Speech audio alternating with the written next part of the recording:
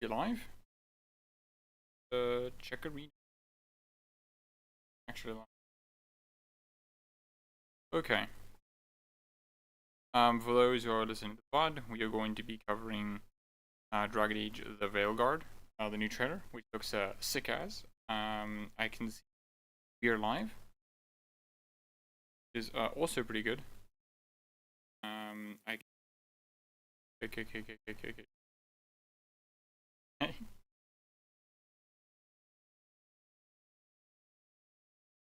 Oh, moderation. Okay. Also, I'm a professional. I should most likely create a post about this. That would be a good idea.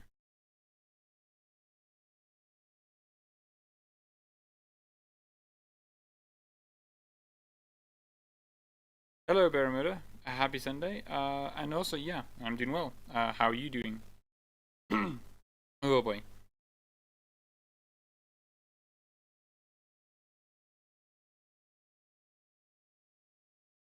In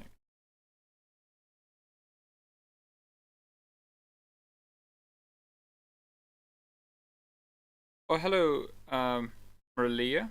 Hope you're doing well. Hello, Julie Hunter. Where's the trailer anonymous already? In war victory. In war victory. In peace, vigilance. In death, sacrifice. Oh, oh, so good, dude. So good.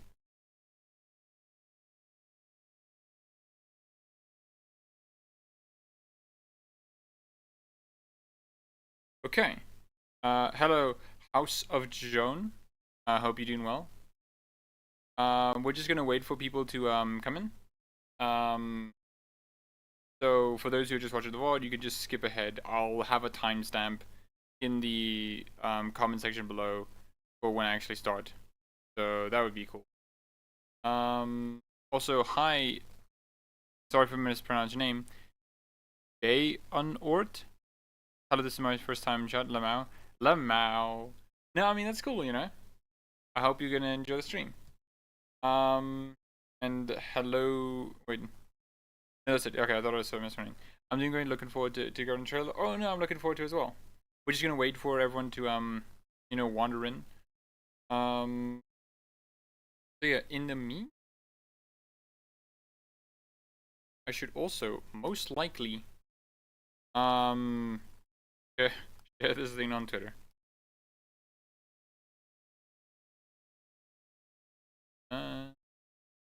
On it.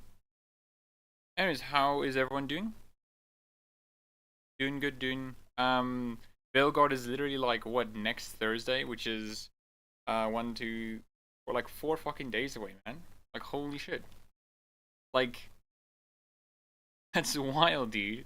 Like we're so close. We're so close.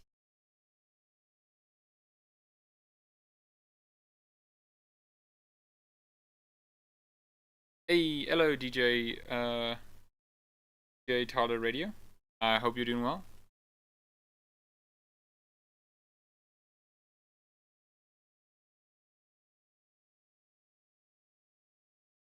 Okay.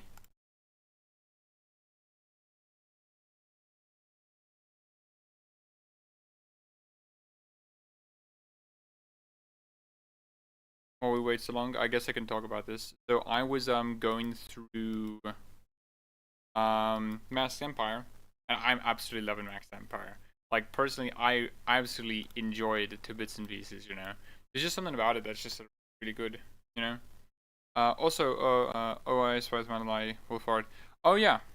Um, Armor analysis. Oh no, thank you, DJ Teller. It was really good. I'll get to that Wolfhard FPS thing. My excitement has been lessened by my CPU fan breaking. Oh fucking damn, dude. Dang, dude. That sucks, man. Like, you're gonna have to replace it. I imagine that's not gonna be like a quick thing. But yeah, but Bermuda, we are gonna be. Actually, maybe I should do a poll right now about that.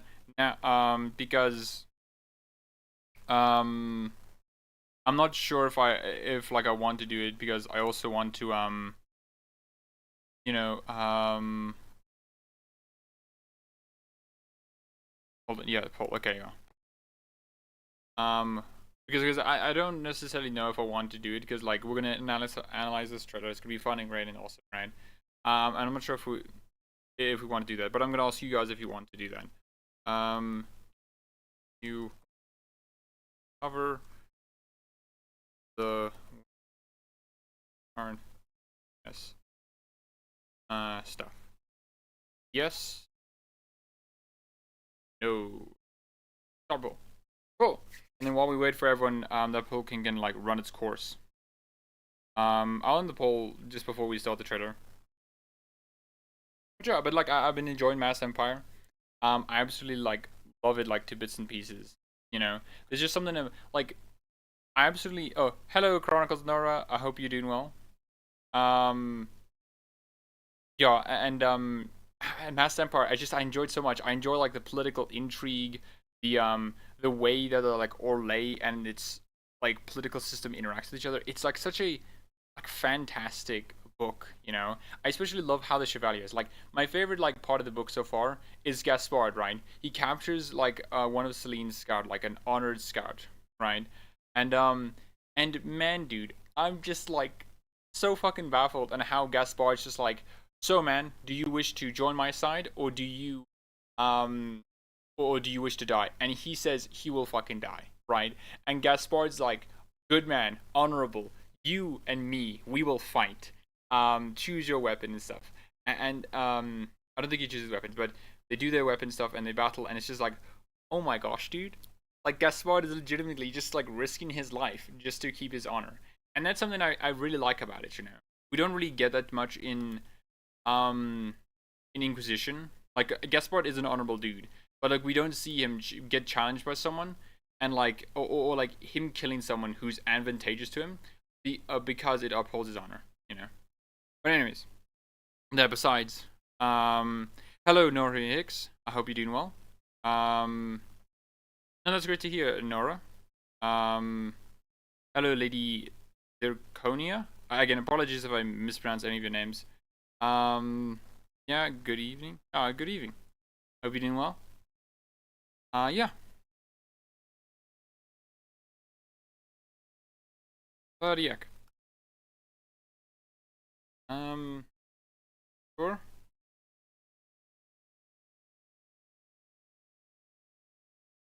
Oh, hello, Barts. I hope you're doing well. We're just waiting for everyone to come in. Holy shit. Bernard. My apologies for mispronouncing your name. With the PLN 25. I'm not sure what that is, but that sounds like a cool number. Veilguard is 8th in the US Steam bestsellers and top 5, top 15 globally, top 20 in many other countries. How the Get Woke Go Broke thing are going on, Lamau. No, it's very true. And also, I thank you so much for the donation. That's cool. Yeah, man. I can't remember the person's name. I'm gonna have to like go through my likes, which I'm not gonna do on stream. That's probably not a great idea. Um, yeah. Ladies and gentlemen, the trailer looks so good. I'm excited to say. Oh, thank you. Hello, Red Jess. Hope you're doing well. Isn't Veilguard #1? Yeah. That's why I'm just gonna go through my likes quickly just to get that information. Hey, Knight. Thank you so much, Approver. Hi, Approver. Thank you so much for the compliment. He is an honorable, but he does show like the rest of the allegiance down on the elves if you play as a leftling. Oh no. I'm not saying Gaspard is actually a good person at all, Nora. Like he's a piece of shit, you know. Like he's not great, right? I just think it's really cool to see how Gaspard is very different from the other nobles. Like he is clearly the warmonger, right? He doesn't really care about like anything else, you know. And I think that's like so interesting, you know. Because like he'll do dumb things that is not politically advantageous to him, yet he does it anyways because that's his honor, right? It's like, man, that's cool, you know. Also fifth globally without hardware. No, yeah, it's really cool. Let me see if I can find it. I think I found it. And also, it has updated. I'm gonna go through the video stuff now, and I'll end the poll soon enough. So this guy, Ruoven is the at least thing I got. So number 15, and still first pre-order on global sales, which is like fucking wild, dude. Like you don't get this close to like all these like games that have been so widely popular, especially fucking EA Sports, man. Like this is a good sign, right? It's high, but like I'm not sure if Veilguard will like sell like beyond expectations. I think it'll sell reasonably, you know. Let me catch up on chat. Um,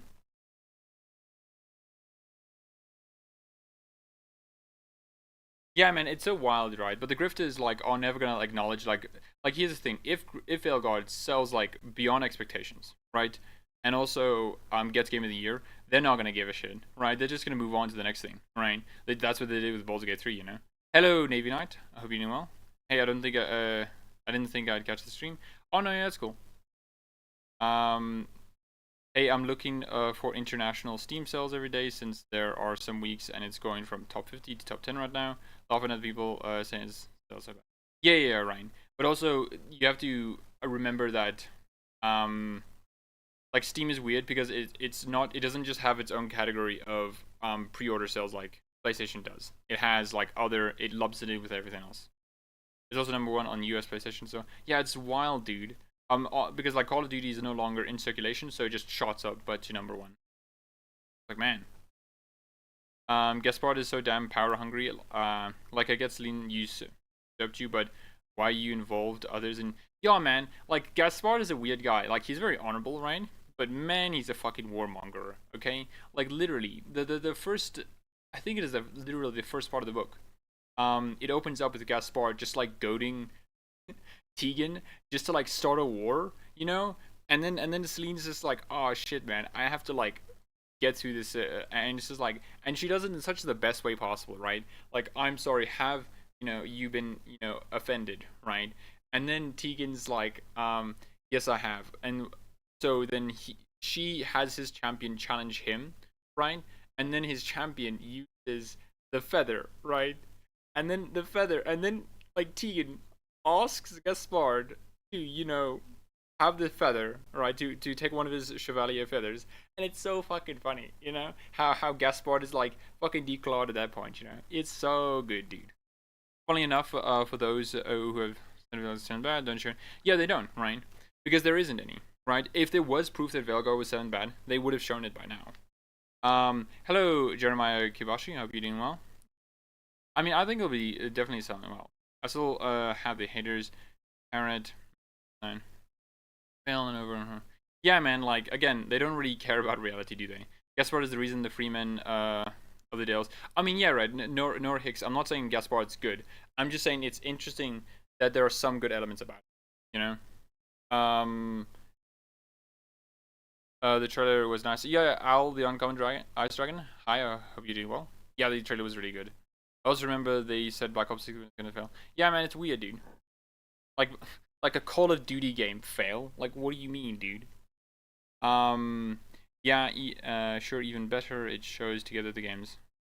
Yeah, right, it's like, Veilguard's not only doing well in pre-order sales, but it's also doing well, like, comparatively to other games, right? Like, man, dude, you don't, like, surpass games like Monster Hunter Wilds, or, like, or get near to, like, Dragon Ball Z Spark Zero, or like FIFA, right? Without being like in some capacity popular, I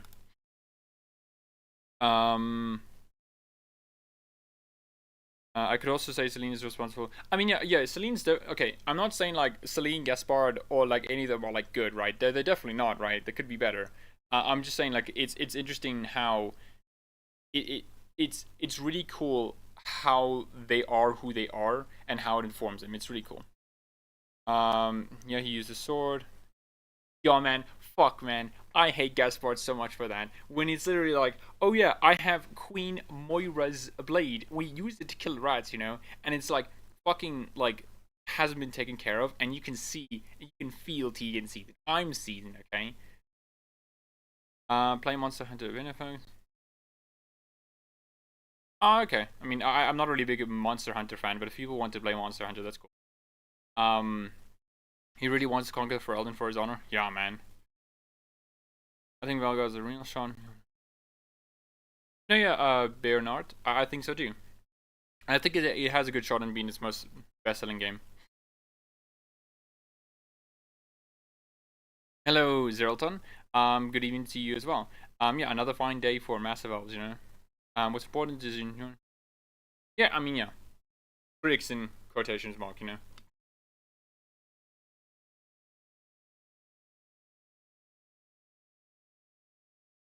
Oh, water's good. You know, the next 5 months, congrats. Yeah, the game will definitely do okay. I think honestly, the right wing attacks. I mean, yeah, right. I do agree. It's weird that they keep doing that. They have an overinflated opinion of themselves that they just think Taskmaster. Yeah, man. Like they think that they know what like good games are, Ryan. It's like wild to me. Like it's not the fact that they don't, but it's like their perspective is so warped that 9 times out of 10 they don't really understand. Also, I will end the poll now. Yes, we will be covering the Wolfhard FPS stuff. So fantastic. That's sorted out. 73%. Okay, a strong 73%. Lol man language. Telkia means oh man. That's a funny. That's very funny. Approver. I'm kind of scared about the spoilers tomorrow. I hope it won't be so bad. I mean, from my understanding, a lot of it's gonna be spoilers free. I think it's not gonna be that much. You don't have a language or culture, bud.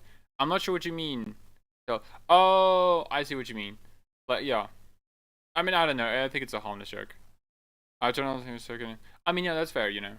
Also, like, for anyone who's watching this, obviously, this will contain some spoilers, right? So if you don't want to watch that, don't watch this. Then you know, don't watch it. You know, no issues here. Breadwinners are just very, yeah, they're very bad at media literacy, right? Like, here's the thing, right? Um, the 300 movie that just has the Spartans basically be like cool white dudes who just fight like degenerates, right? It's not great, you know. But if people like the movie, like I like the movie because it's a cool fucking action movie with giant burly men doing cool action stuff. Like, yeah, sure, I like it. I just feel like people should like understand that, hey, it's not good. You know, it's actually quite bad. You know that it does that stuff. You don't have to have the cool burly men do cool killing stuff, and also have degenerate stuff. You know, you can have them be separate.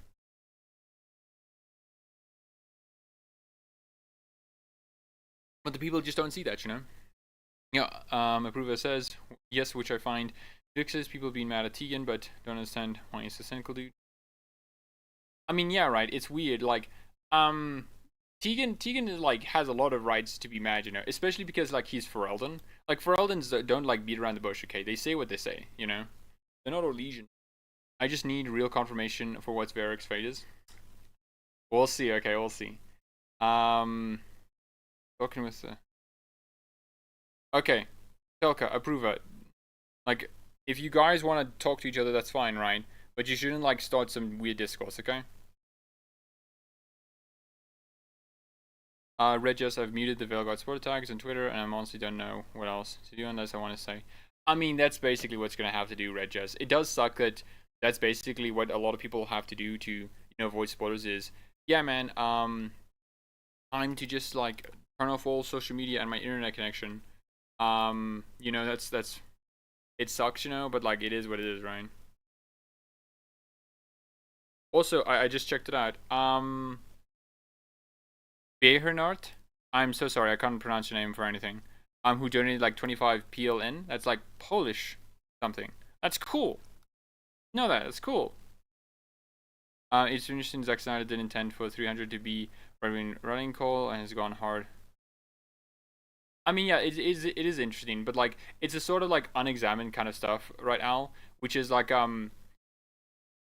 especially with the comic he was adapting, which was basically just let me be big man who does big things against like degenerates. You know, it's like okay. Um, have you heard about the Tosh clips leaks? I haven't zeroed on. But I think I might know what you mean.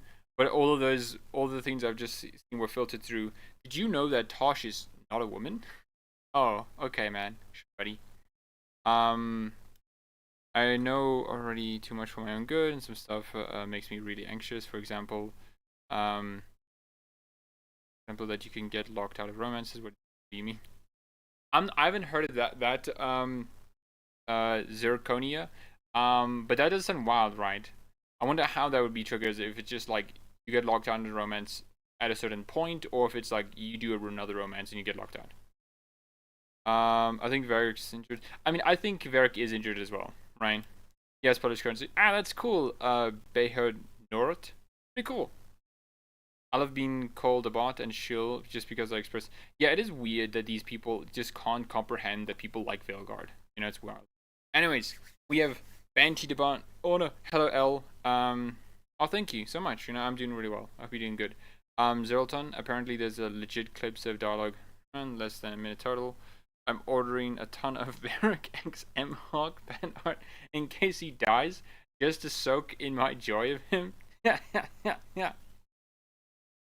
I mean, weren't you gonna do that regardless if he dies or not? You know, I mean, that's pretty good.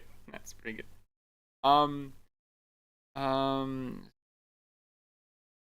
Don't kiss him. Romance. If you play as a female, you automatically can't romance them. I mean, that makes sense. Chronicles Nora. I think that's like some. Anyways, we have bantied along long enough. Okay, you will not distract me. We will. Oh my gosh, darn it. Like that's how. Yeah. Anyways, enough of this. Wait. Cool. We are going to cover the trailer. Making sure it's all fine. Settings good. Cool. Do this. Also, we're gonna watch the trailer throughout first, just pull through it, and then we're gonna analyze afterwards. Also, Lady Zircon, I talked with the game devs, not Bioware, about companion system. So much more extensive. I love it. I mean, I hope so too as well. I hope it's very extensive. Okay.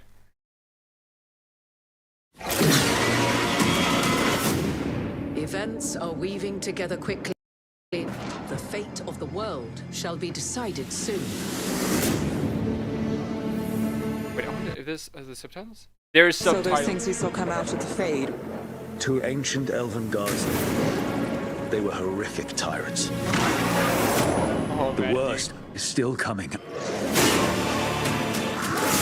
is so good. Unless we stop them. Artifacts that have been dormant for centuries are awakening. Oh. Shut it down! I'm trying! The dead stir more easily than they should.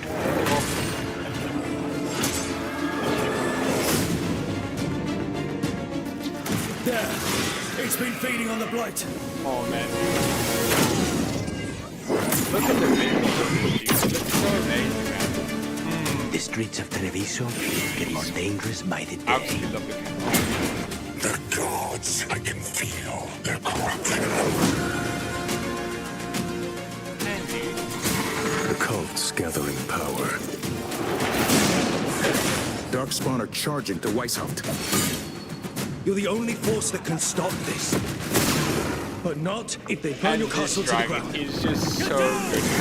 Oh my gosh.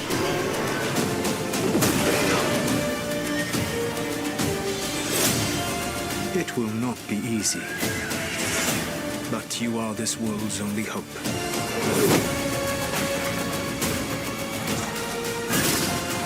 Oh man. Oh. I believe in all of And us. look at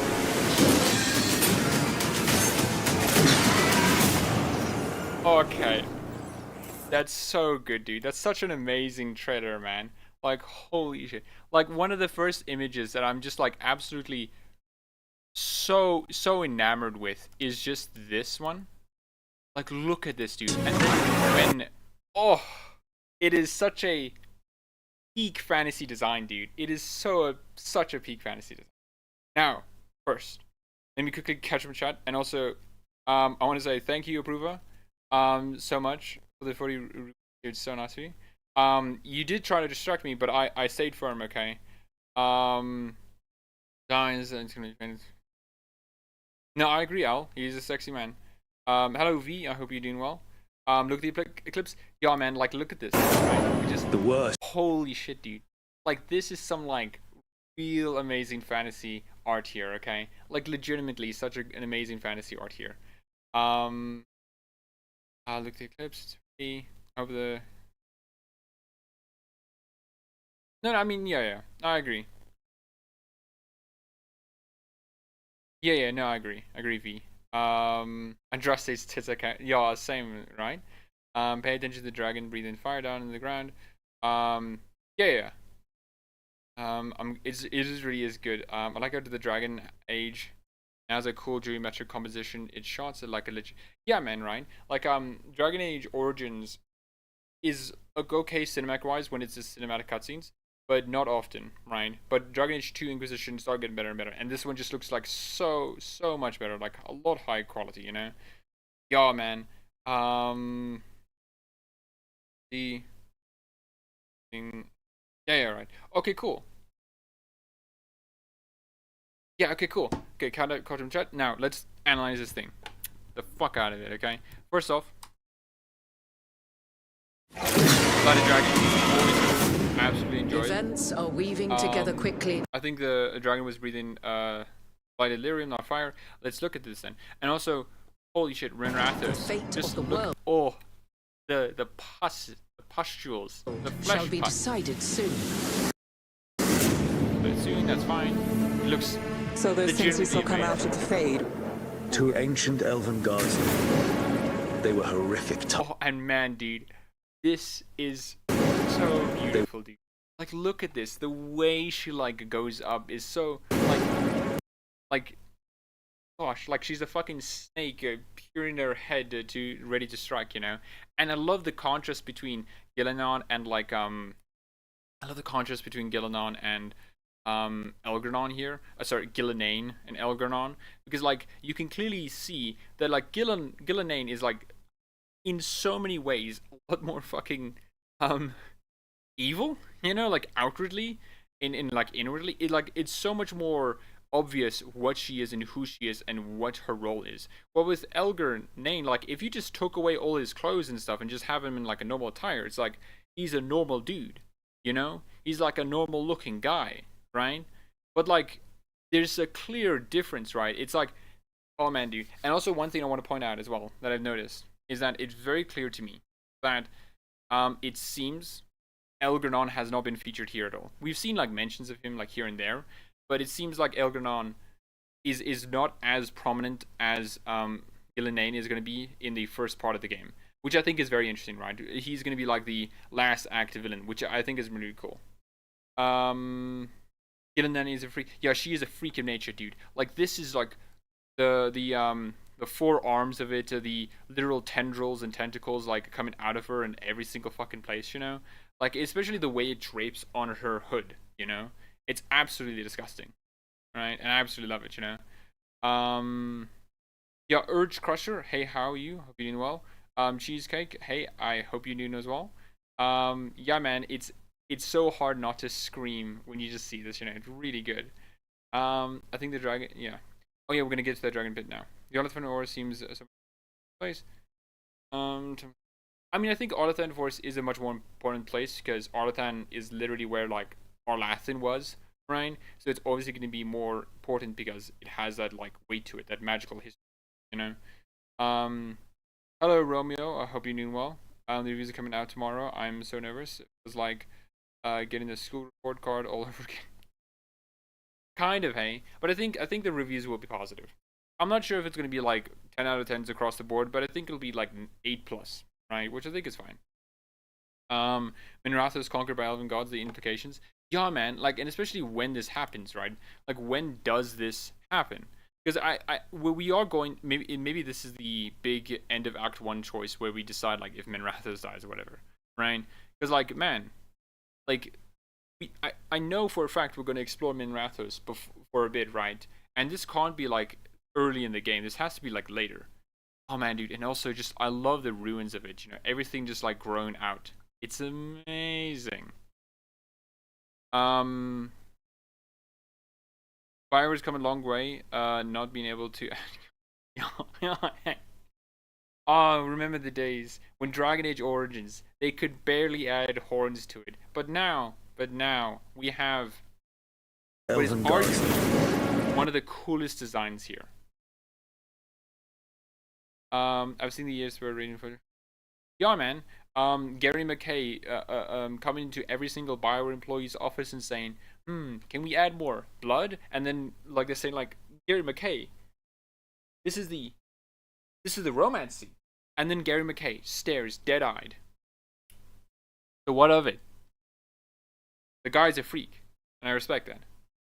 Other light, how I miss discussing destruction. How Gillenane is such a peak design in how the blight corrupts, you know, in just you can still tell it's an elf in some regards, but there's so much twist about her. It's wonderful. Y'all read just literal eldritch horror, which is like, man, we're back, eh? Absolutely enjoy it. Is it me or did Nanos trans? Oh no, I mean, I think that's just because of the lighting. Two ancient elven gods. I think it's just the lighting. It's a short king. Yeah, that's true, Barnes. He's just a tiny guy. Okay, Gillenane is actually like 5'8". You know, it's just Elgernon's like 5'1". You know.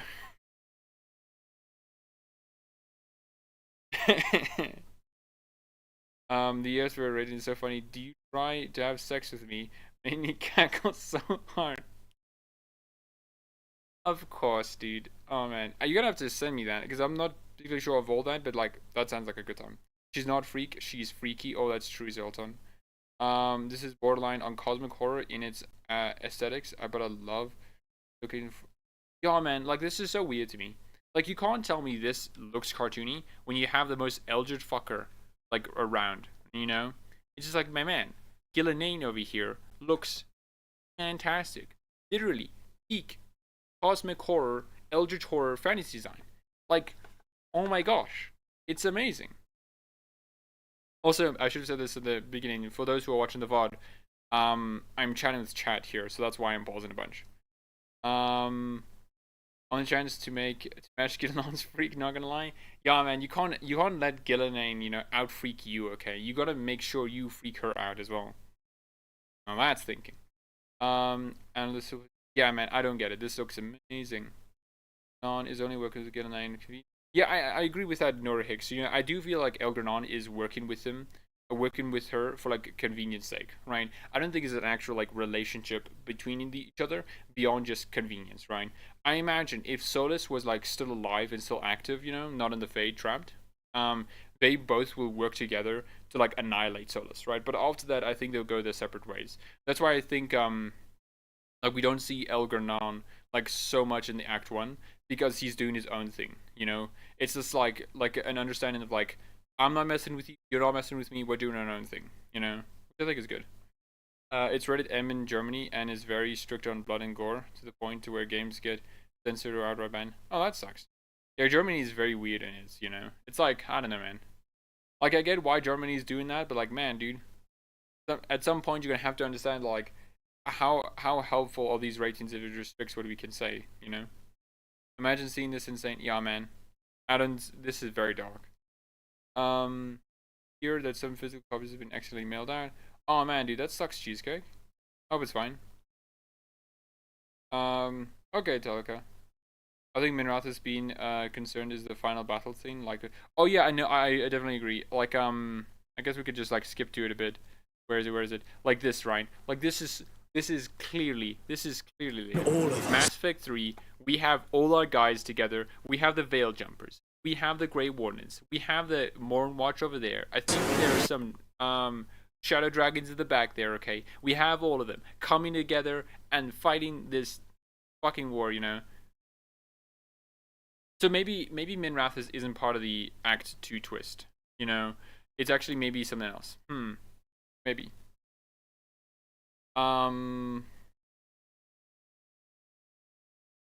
Yeah, I think it's the next. Oh, is it? Okay, then maybe I'm wrong.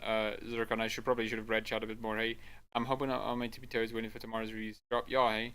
I like when the villain is just a little guy so good. Yeah, man, he's just tiny, you know? What makes me cackle is that John Epler confirmed that Solus is the shortest of the gods at 6'3". Elgranon is over 7 feet. So, oh my god, wait, so we're not comparing, so if this is like 7, Gilnon is like either like 14 or like 10 feet tall. Holy shit, that's big. Man, Elgranon only comes up to her waist, you know, not even her waist. If she like stood up like straight, it'd be a lot bigger, man.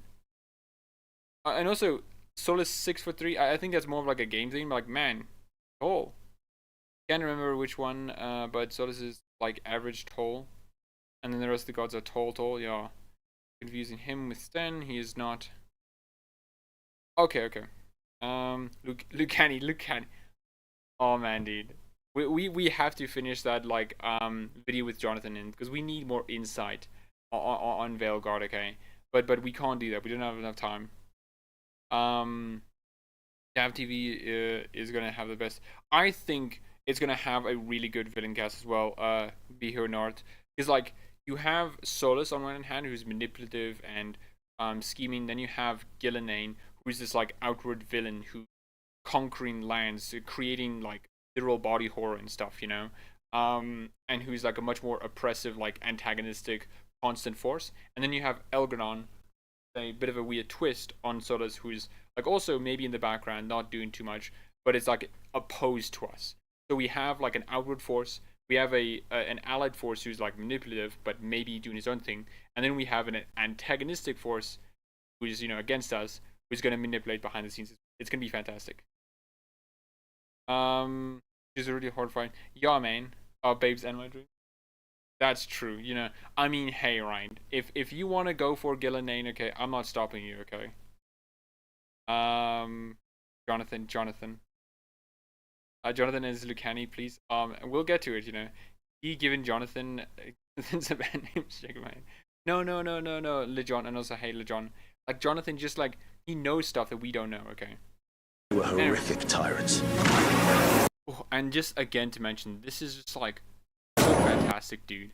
And especially like, man, The word. One, two.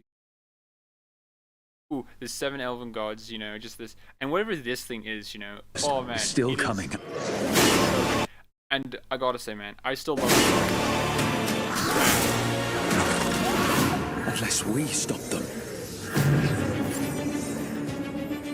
Artifacts that have been dormant This for is such a good shot. Yeah, man. centuries Amazing. are awakening. Oh, and just I love the Sentinels design here. You know, I love the overgrowth here. I love the blue lyriums just like animating the thing. You know, like we got Sentinels in Dragon Age Origins. They were god in Tower. You know, and it's great. And it's an interesting point because like Sentinels were thought of as like Tevinter thing, but no, they were another elven thing that Tevinter just stole. You know, it's like, oh cool, and this is like oh man, it's so good. It's so good. Lady Demetress and Resident Evil 8 against Gillenane. Who wins the Turkov? Zoltan, I think I'm going to give it to Gillenane, okay? I think she has a bit more, okay? Somewhere hiding, you know. Hello, JLX. You doing well? Can't believe it's finally out soon. Yeah, man. It's so close. It's so close. Why is there no blood in the... Yeah, man, like, I don't know, man. There's so much blood in this game, you know? Go the Master Dragon. Yeah, dude, it is such an amazing, like, of artistry just to have this dragon. And eclipse The worst. the background, the contrast. You can see the wings just glow up because of the Still light coming. in the background. It is just such a captivating image, you know. Oh. Doing good, and you? Oh, I'm doing great. I'm doing great, JLX. Hello, Kelsey Jane. I hope you're doing well. The whole thing looks epic. It really does. It's stunning. It really is stunning. Artifacts that have been dormant for centuries are awakening. Shut it down. I'm trying. Now, obviously, I think this elf is going to be like the maybe faction leader of the Veiljumpers, because we saw him later on with a squad rocking up. You know, like he's literally right there. So I mean, I think that's cool. You know, I absolutely love his design. You know, I love the way he looks like so good. Shut it down. I'm trying. And also, I don't think he has vassal. I can't pronounce. I'm not sure if he has like the elvish tattoos. That's interesting. By release release it as special art time. Yeah, man, this would be such a good poster. Like, not gonna lie, it is. This would. Tyrants. This would be such an amazing poster. The worst. Really good. Hey, Micah, let's play. I hope you're doing well. Here, bro, I'll be chilling in the background, nursing a hangover. Hey, man, you know, what could be better, you know, watching Dragon Age and having a hangover. You know? Strife. Yes, I want that on my wall. Oh man, dude, it'd be great. I saw a complaint about why they keep adding new enemies to the game. I think it might be. Holy shit, man! I don't give a shit, right? Like, who cares that adding new enemies? Adding new enemies is fantastic because, like, you know what adding new enemies means? It means more lore. It means more variations. It means more encounters. Having more enemies is always a better thing. Now, obviously, it shouldn't be like to the cost of the gameplay itself, but like having enemies is a good thing, you know? It's like amazing, right? The oven artifact has given me Dwemer. I mean, that is true, Cheesecake. I can definitely feel like Dwemer sort of artifact vibes, which I think is a fine inspiration. Like, Dwemer architecture is really good looking, you know? And also, it is funny as well because Dwemer in Elder Scrolls is elves, so they're just like copying elves. I need to frame that clips. Oh, yeah. No Starkhaven accent sadness. Read. I'm not sure what you mean by that. If one of the characters is supposed to be Starkhaven, but they don't have the accent. I just love the Starkhaven accent. You know, I love Sebastian so much. You know. What was it like? Hello there. How are you doing? Oh, I'm the Prince of Vale, Sebastian. So good, so good. Also, if you do hear barking in the background, it's just the dogs. Veil Jumper, the comic. Oh, okay, then I didn't know that V. I think it's apparent that Elgranon is more introverted, charismatic, calculating type who observes and carefully plans his motives. Oh, I agree with you, El. Yeah, like I like Elgranon in the Elvish myths is always described as like a very big, boisterous dude who literally like suplexed the fucking sun, right? Like, it's funny, right? But it's interesting how that was a bit wrong because it's like, oh wait, no, he isn't just that. He's more manipulative, right? He's the king of the gods. He isn't just the king of the gods because he's wrathful, but because of other things as well, you know. Wouldn't worry too much about her complaints. I went to her stream once and she was a meltdown over the footsteps sounds. That's so funny. Like, having a meltdown over that. It'd be so funny if she wasn't like literally someone who wants the game to be like who hates like gay people or something like that, right? It'd be so funny otherwise, right? Just to go in like a freak out, like, what are these steps? Why are there steps here? Yeah. That'd be really good. Yeah, because Dragon Age Origins was the most. I mean, no, yeah, I get it. Like, I like Dragon Age Origins like enemies. I do think they could have had more enemy variety, specifically armor variety. But yeah, exactly that. I have a Starkhaven accent. I'm biased. Oh, really? I mean, that sounds amazing. You know, I absolutely enjoy it. Oh yeah, Regis, I'm also gonna have to watch that. You know, I have it on the docket. I was just busy. Be cool, huh? Wait. Okay, we have caught up on chat. Okay. They sounded too muffled, she said. Oh. It sounded too muffled. And then she shows a video that's literally them on grass. You know, it's like, of course it would be muffled. When not on marble. Funny. Anyways. I'm trying! Also, I love the design here. I absolutely enjoy just the look of this, like, elven device. Oh, and then Acropolis. Grand Acropolis indeed. Oh, I love the giant skeleton. It's just like watching over you. It's such a wonderful idea to impose death as this like a larger than life thing when the literal artifact like symbols of death are like looming over you. Oh man. The dead stir more easily than they should. I am Rick. And I just love this like skeleton dude. Whoever he is, he's random as fuck, okay? But I love him. Hardest boss was a low gain, let that sink. I mean, the Archdemon was hard, I think, right?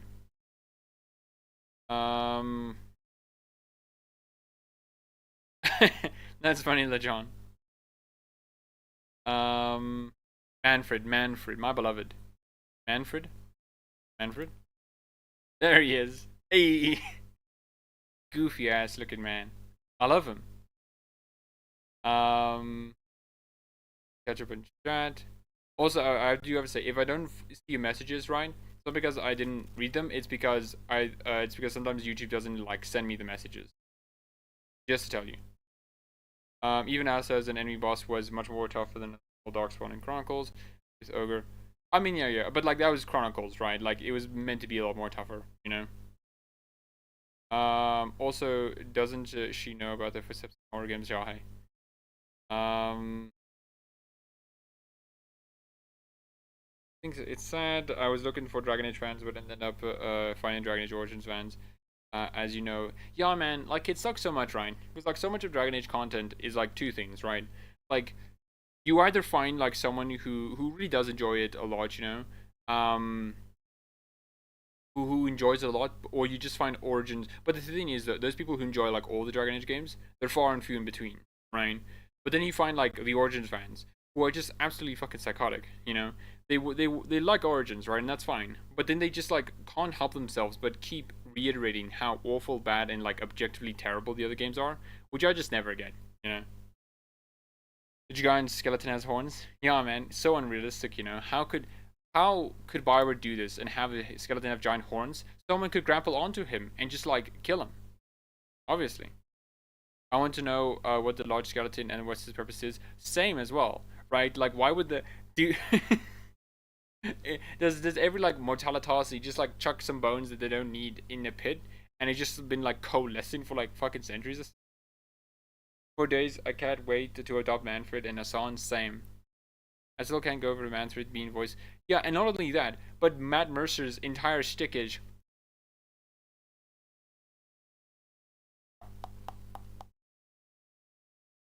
like fucking creaky noise.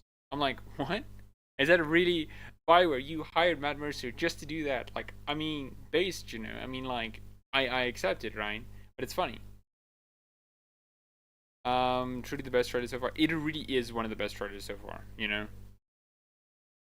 Matt Mercer. Having the dream of having it make funny skeleton noises a job. God bless. Yeah, bless Bioware for that, you know.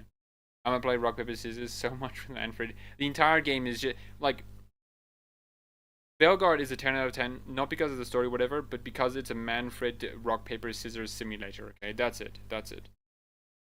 I want to know who's on his shoulders. Oh my gosh, I didn't notice that. There's someone on his shoulders. Oh wow. You're way more observant than I am. I didn't see that at all. Huh. Okay, well that changes the dynamic a bit. I want to know, yeah.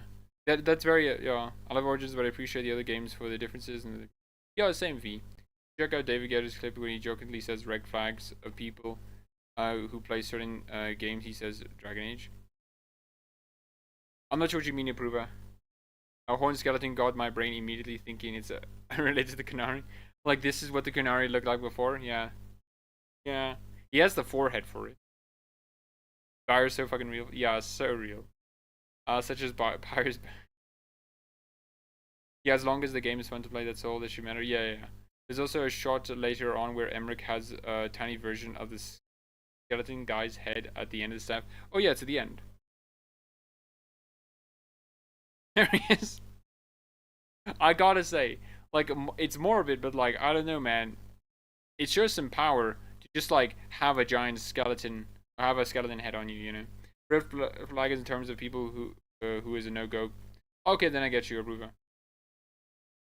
It's so weird how a lot of like Origins fans like to use David Gator as like a bludgeon against the newer games, when they constantly forget that he made Inquisition. He wrote Inquisition. He was a big part of Inquisition. You know? Yet they kind of like forget about that.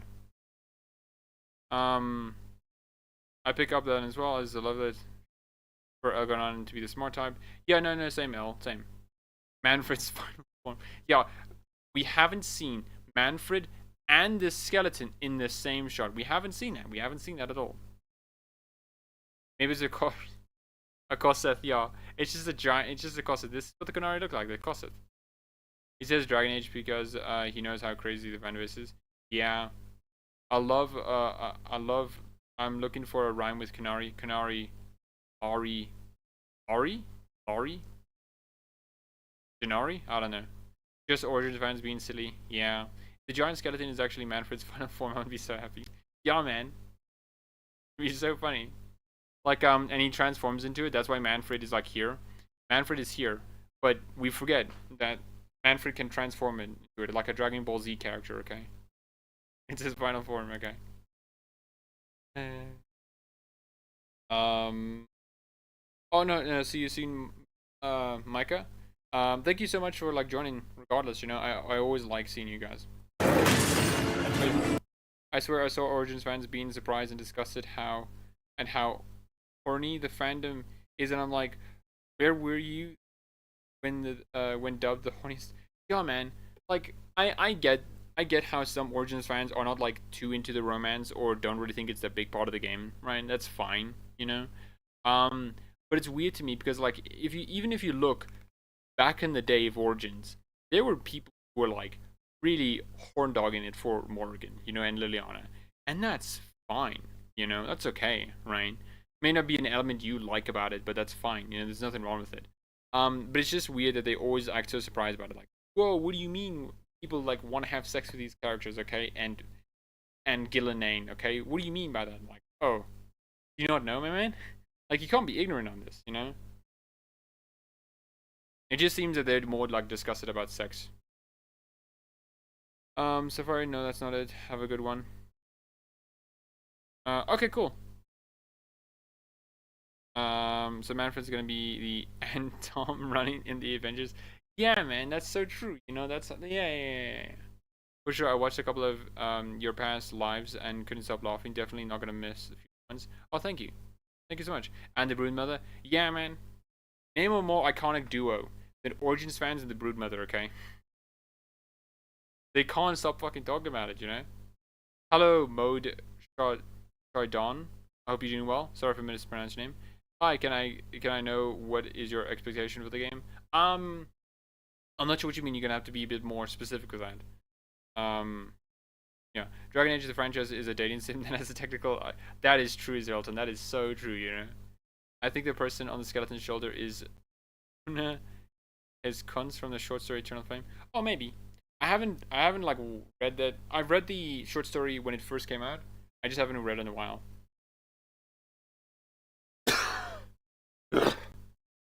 Sneezing. We're speaking about the same game where you can threesome and foursome with Isabella. Yeah, man, like literally, hey, like, man. I also know that Brood, you know. I want some Brood mommy boss fight in Veilguard. I mean, I would appreciate that as well. Like, I get why Byron might not want to have the Broodmother involved with like Veilguard for a lot of reasons. It's definitely a of the aughts and the early 10s like dark fantasy design of like, so get this, guys, a woman raped and then has to birth Darkspawn.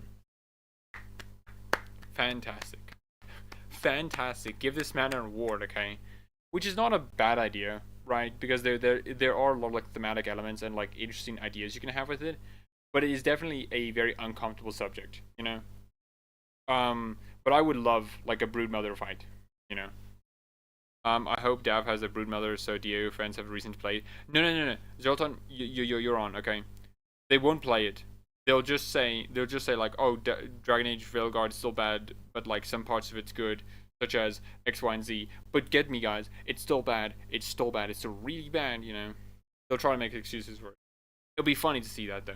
We got Gil and Mommy, so that's it. I mean, that is true. But I'll accept that. That's you. Oh, thank you, Baramuda. Thank you. At some point in the trailer, it looks like it's after the ritual at the start of Rook is leaning on. Oh yeah, we're gonna get to that part. Rook's bloody hand was shown before, so Rook potentially injured.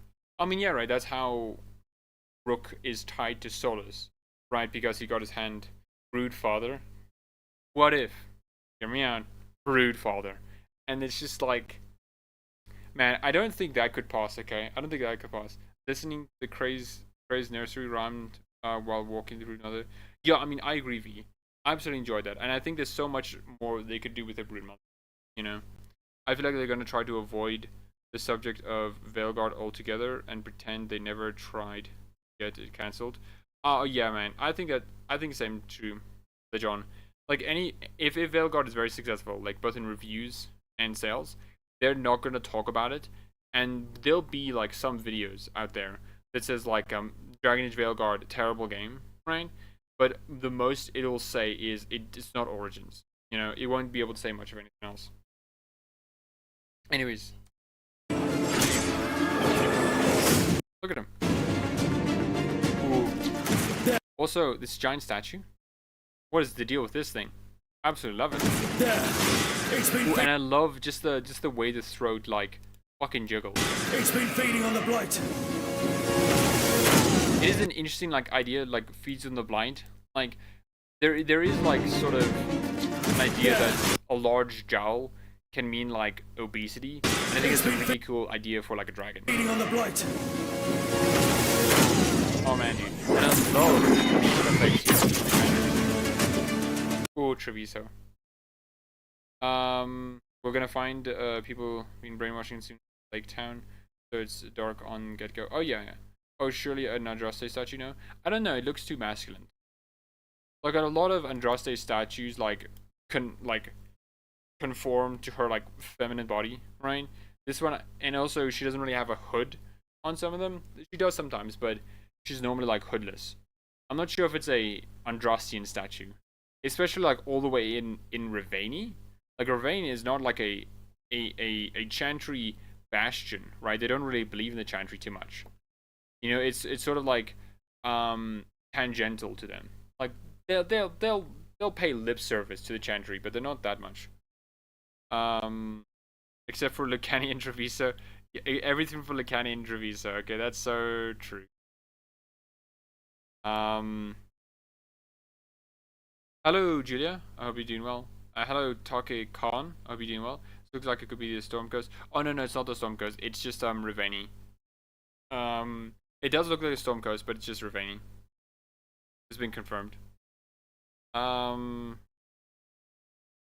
It's truly the Age of Dragons, John D. Age. So true. Hey, hello, Julian Gamaris. Sorry if I mispronounced your name. It is I've gone real card after the Lost of Us Part 2 got amazing reviews. I mean, yeah, right. Like there are some holdovers who absolutely despise Lost of Us 2 and will like constantly hate it. But man, dude, the hate for it just went away after it just like got its reviews and it sells. You know? According to Tevinter, she is a normal human mage, not a bride of the Maker. I mean, yeah, right. Like that, but that's like expedient for Tevinter. You know, Tevinter wants Andraste to be a normal human mage, because you know, it helps them justify why they should still be in charge. Because if Andraste was a mage, that means not all mages are bad. But if Andraste wasn't a mage, it means something else. You know? Whether Andraste is a mage or not, I think is up for debate. I think she isn't a mage, but I think she has been given powers by the Maker. You know. Or maybe I'm thinking of a big Andraste. Yeah, the big Andraste statues in Weishaupt, Regius.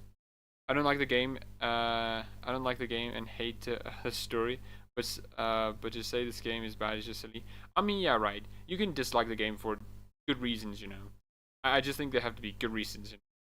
It's done dog mechanic better than COD Ghost. I mean, yeah, right.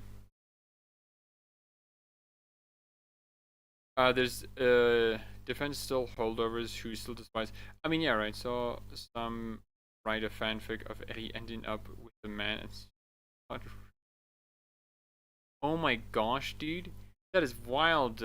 Chronicles of Nora. Like, man, like, what hatred must you have to like literally write fanfic of Ellie like hooking up with a man, getting pregnant, and then raising their children as like God-fearing people. Like, man, dude, that is some wild stuff.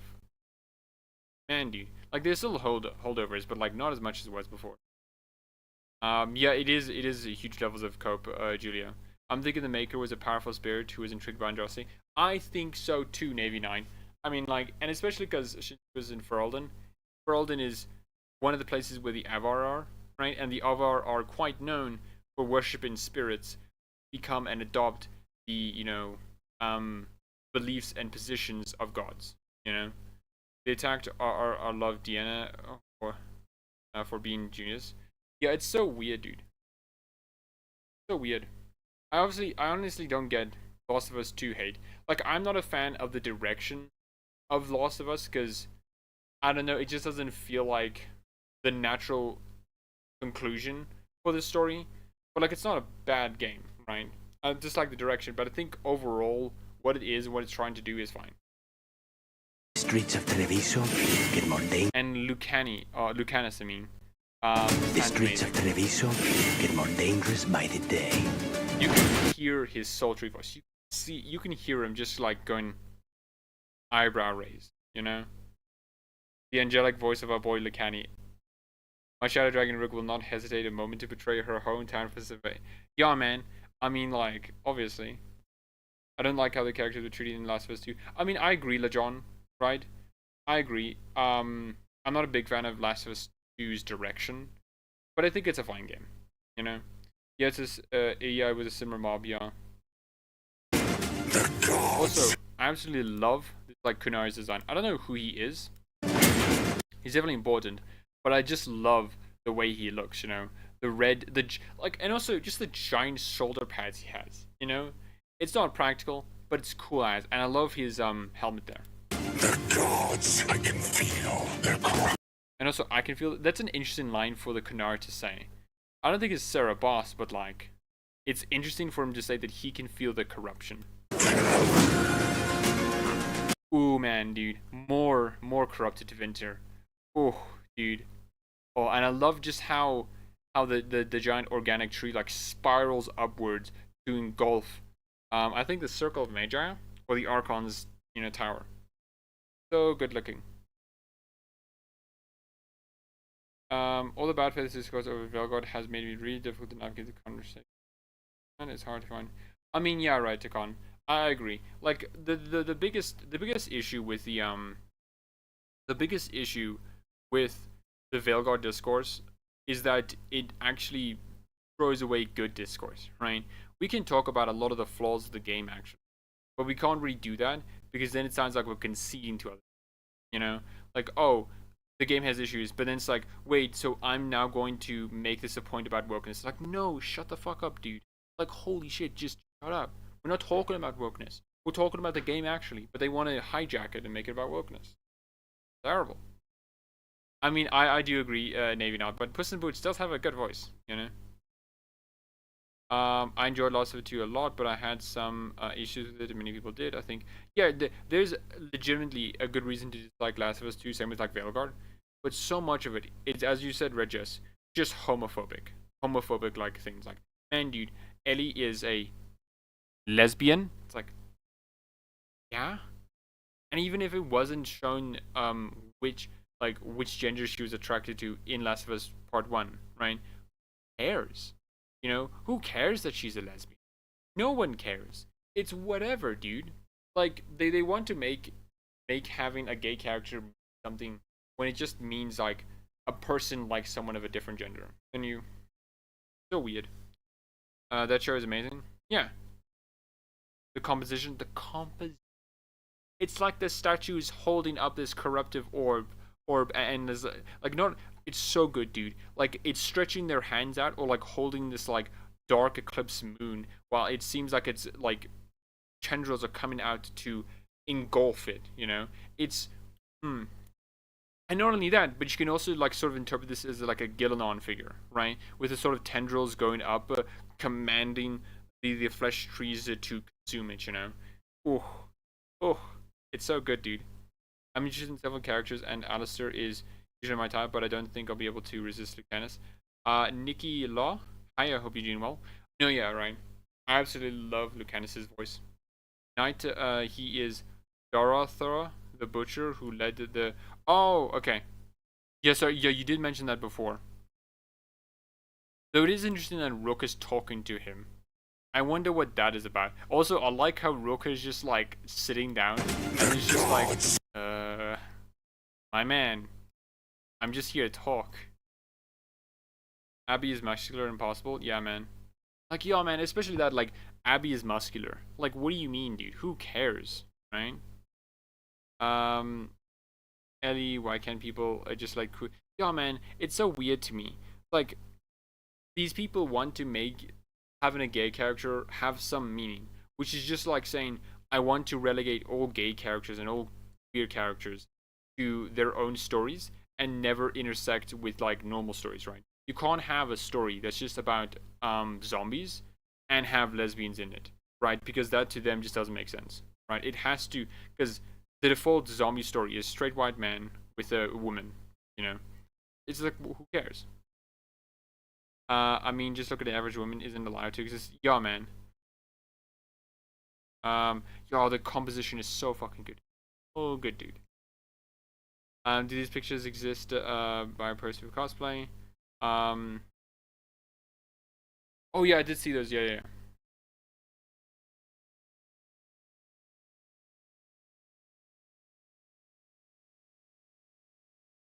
Not sure if that's the one, but hey, here we go. Here we go. That's not it. Where are you? Ooh, yeah, man. These are some, like, amazing, like, cosplay stuff, you know? I absolutely adore this. Oh. Really good. Man, dude. Good looking game. Good looking game. Okay. Will fight the butcher for my husband. He gives me angry Aeroshock vibes. I mean, yeah, right. Then is the Aeroshock. Yeah, gosh, that's another thing, right? We might not see the Aeroshock in game because Sten's the Aeroshock and there's like a quantumness to it. Yeah, that'll suck though. It's like the new Red Lyrium idol. That is a good point, Navy 9. That is a very good point. I do hope we get to see Sten Julia. I legit did not know Tash had such a pretty braided hair until law. Yeah, right, and her hair is like long. The cult's gathering power. Ooh. And the cult. Now, I imagine this is supposed to be the Venatori, but I don't know. I feel like it can't be the Venatori anymore because, like, the Venator's kind of doomed. Like, what left? And especially because they're Red Lyrium corrupted, and I think that's going to mean that Gillenane has, like, control of them, right? Because she has control of the Blight, you know? I was staring at Luke Kenny too long. Yeah, man, he's so good looking. The character designs for Veilguard went so hard, it really does. Love the mask. Oh, and I agree. This is like such an amazing design. I absolutely love it, you know. I love the like weird what is it? I guess hybridization. When you can have like a deer face and like horns on a human body. It just looks so freaky and engaging, you know. Blood magic and Red Lyrium. Oh yeah, man. Darkspawn are charging. Ooh, and Weishaupt. Look at this, dude. Darkspawn are charging to Weishaupt. You're the only. Ooh, and I just want to look at the figurines because I just think they're cool. Oh man, dude, the figures look so good, dude. Like, look at this. Oh. Man, those are some morbid candles. Those are some morbid candles. What? Okay, cool. They're just skulls. What? Okay. I mean, he is the first warden, okay? He gets to do what he wants to do, I guess. Oh, hello, Connor Simpson. Hope you're doing well. I'm doing well, personally. The dude sounds like Matt Mercer. Does he? I can't tell. I have my suspicions. Yeah, I mean, okay, that's cool. I mean, if he has multiple roles, he has multiple roles. Okay? I heard someone suggest that the masked guy is an executor. Maybe, but I'm not sure. I think that's maybe a bit stressed. Hello, DT. I hope you're doing well. I'm glad to make it. No, glad to see you as well. I saw a comment that the Inquisitor slams the knife down on the map, but the Rook disrupts the entire map in one shot. That'd be cool. That would be cool. You think the horns of the Venturi are supposed to be indicative of the history? Like maybe the Canaries were somehow involved in the creation? I don't think so, Tikikon. I don't think so. I think that's a bit of a stretch. Because the Venatori are supposed to be like Tiv internationalists. How would the Canary be involved in Tiv internationalists? It's not unheard of to have a foreign power create or assist a group in a foreign nation to help disrupt it. But I don't think the Venatori are like that, because I don't think there were hints to that. I'm looking forward to punch the Grey Warden command. Yeah, I mean, I'm not sure if I'm going to punch him.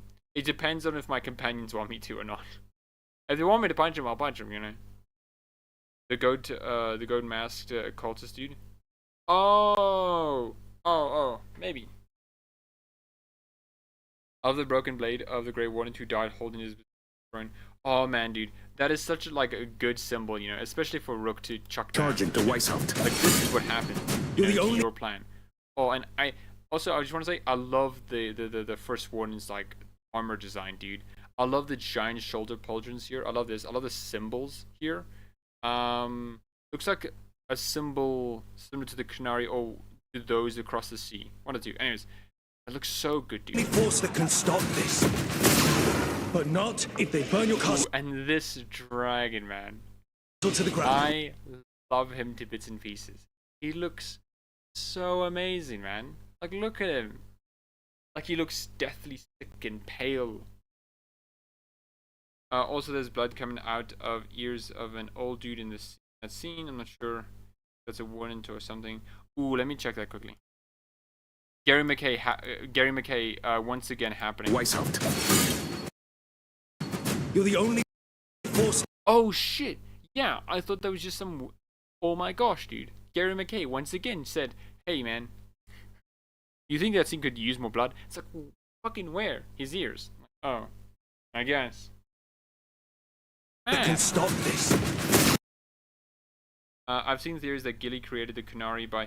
I mean, I think that is true, Navy Nut. I think that is what's supposed to be the implication. You know, because like even Iron Bull says that there's something that the Canary revere the dragons, right? And that their reverence is like something. There's something like more than just like they're cool big beasts. There's something like inside them that they hold, right? The blood coming out of his ears is something to do with calling his. Oh, that's neat. I'm glad the oversized pauldron styles. Yeah, I mean, yeah, I'm glad as well. You know, I'm not sure if the calling did the ear thing though. Maybe it's just something I forgot about it, because I remember when I read the calling, the book, the Dragon Age book, that I remember that the calling and the way it was described didn't have the blood come out of the ears. Maybe I'm just forgetting, or maybe there's just like something that like happens to different Grey Wardens. I suddenly remembered we can recreate our Favinki. Yeah, hey, cool, eh?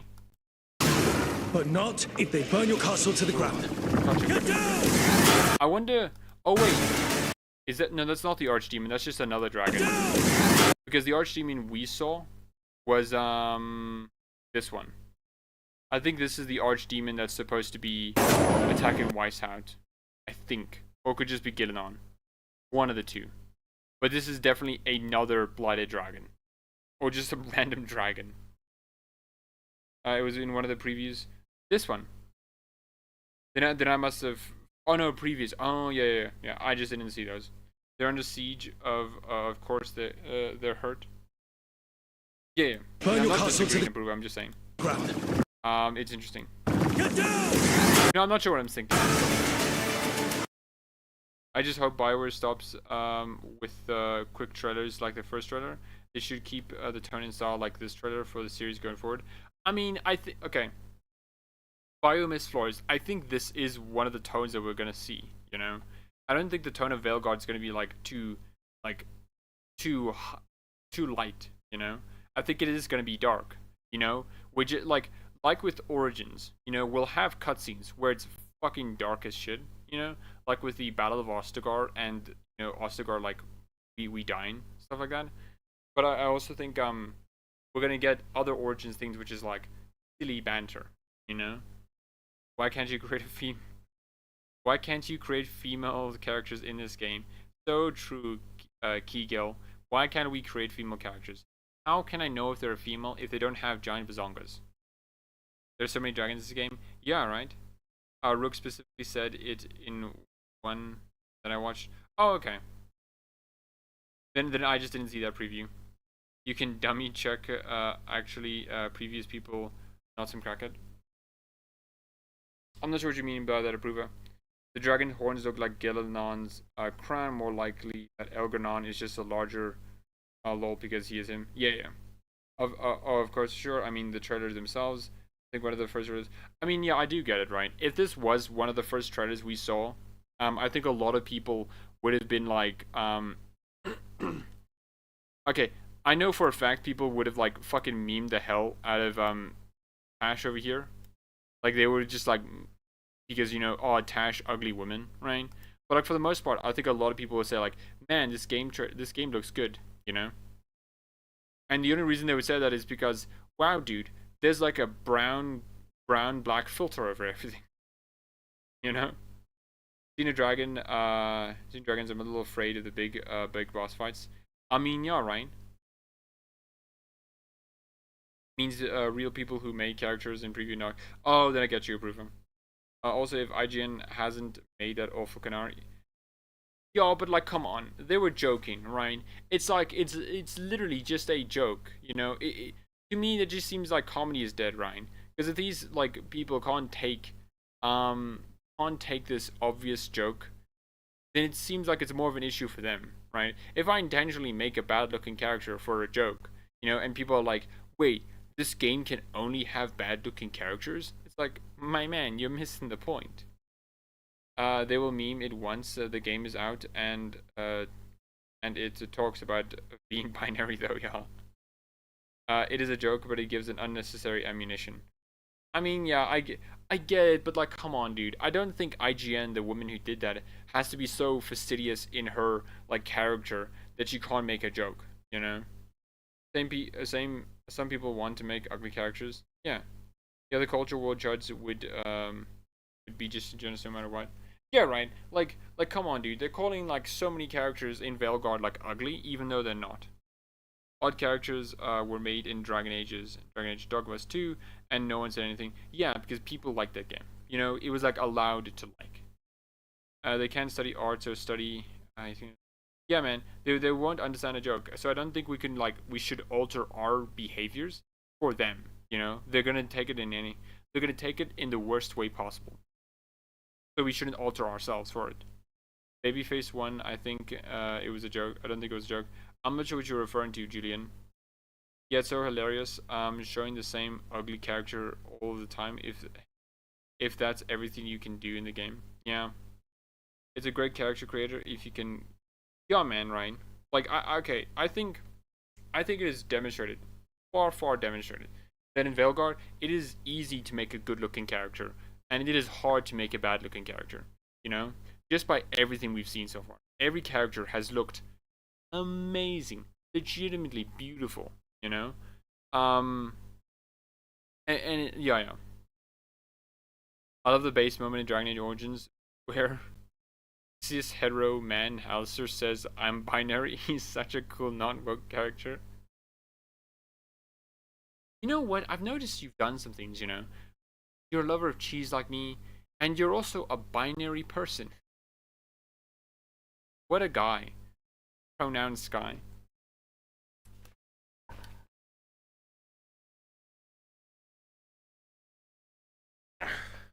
My dog Rosie, upset that she can't just have me rub her forever.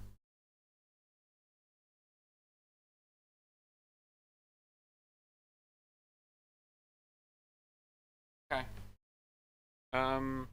Personally, I'm in Europe. I'm old now. I remember when entertainment used to be about entertaining. I will not be sad. My man, I don't know what you mean, dude. Like, what are you sad about? There's colors now? Like, that's all that really changed in Veilguard. Like, oh shit, man. Dragon Age Origins color palette of blue, or no, of like brown, black, and gray is now, like, I don't know, man, it's a ridiculous statement. Veilguard just has colors now. It's no longer just like brown, gray, and black. It's now like some purple, some green perhaps, some more colors. I don't get it. When Inquisition came out, I remember someone recreating the dad from the Wild Thornberries. Oh, that's neat. Not sure what that show is, but that's cool. One thing for sure is that people only think good games come from Eastern companies. Yeah, man, it's so weird to me. Like it's fine if you like a certain style of game and like that certain style of game just so happens to be from the East. That's fine. But like when you look at what the games they like, it's clear that it's, oh yeah, it's just because the women had huge asses and tits and they're skimpy. I'm like, come on, man. Let's be real, okay? Let's be serious, okay? If this was more about like the gameplay and storytelling, then maybe that's a different thing. But so oftentimes it's just, dude, that woman is very poorly dressed. Her skin's exposed a lot. And Mr. Matty Plays Elf is pretty good too. Yeah, man, and I don't think Mr. Matty Plays is the kind of guy who really cares about character creation. You know? I think he does care about it, but he doesn't care about it as much as others. Doggo. So cute. Pat the dog. I did. I give her a little kiss as well. People are critical of anything Western media, Western made. Okay, man. Helga, but what do you mean by political agenda, dude? Like, answer that, anybody. Like, what do you mean? What political agenda? Wait till some of these people realize that there are 2 different chromosomes for male. You're not gonna believe me, guys. I just found out that there are 2 chromosomes, man. Fucking wild, dude. They attacked Dawn Whisper for making a character looking like herself. It looks 90% nice. Yeah, man, it's so weird how they just attack these people randomly, you know? I don't like men. I don't like women. I'm a non-binary person. So true. Yeah, it has nothing to do with colors, but all about with Americans pushing an agenda. Yeah, man, what agenda? Answer me that question, buddy. If you can't answer me that question, you know, then I don't think this is a serious conversation. Hello, high IQ warrior. Hope you're doing well. Nah, they only wanted to make porn stars. I mean, yeah, right. Like, and that's fine. If you want to make like giant assed and hitted women, I'm not blaming you. Just admit it, though. Just say that's what you want, you know? Like, I don't think anyone's gonna, like, be mean to you, you know? Like, I don't know, man. But I don't think it's about that. If Veilguard did have those options, they would find other reasons to hate Veilguard as well. Purple is the color of nobility back in Rome. Yeah, man, right? Like it's very symbolic of why Veilguard is using its colors. You know, it's also like pride and desire as well because it's a Dragon Age staple. You know. No, we should keep agendas out in 10 minutes. Again, Kelga, you're gonna have to answer the question: what agenda? Man, imagining if some characters are notorious grifters, and then grifters cried, yeah, man. Mr. Matty usually tries to make a character that looks like himself. Really? Okay. That's neat then. I mean, like, then okay, cool then. I didn't know that. I didn't watch Mr. Matty too much. Oh, thank you, Approva. She is a good dog. Oh boy, here we go, y'all, man. You heard of the drama with Wilford? No, I did, Flores. We're gonna cover that after this trailer. When we get to it eventually.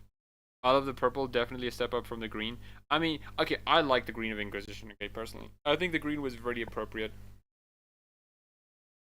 Oh, here they come. Yeah. Oh no. Oh no, every man is half woman, woke. True. I didn't get a review copy, claims. Yeah. Veilguard CC is certainly good enough to reach. I mean, yeah, I think Veilguard's character creation is really good as well. You might want big booba girls, but I think the size limits is more clip. I mean, yeah, Ryan. Like the only reason we don't have like huge tits and asses is because of clipping, you know. And I'd rather not have clipping than huge tits and asses, Ryan. I did answer it. Kalga, I don't think you. Oh, there it is. DI is political agenda. We don't have it. good. We don't need it to have good games. Yeah. Oh, holy shit! Thank you, Julia, for the $10. Oh my gosh, thank you so much. I appreciate that. That's so kind of you. Much. Thank you. And thank you to Beer Not and Approver for the donations as well. I just want to say that as well. Thank you to anyone who donates. You know, I appreciate it a lot. Okay, Kelgo. Talking to you directly, okay? DEI, are you really upset that Veilguard has like women and minorities in it? Like, my man, what do you mean by that? Like, that's literally all that you're complaining about. If you don't like women and minorities, I think that's more of a you problem than anyone else. Like, if your immediate thought when you see like a trans person in a video game is, holy shit, this is gonna be a terrible game. No, it isn't, man. They're just a trans person. You wouldn't think that if it was a black person or a woman, would you? If you do, then that's like your problem, my man. And if you, yeah.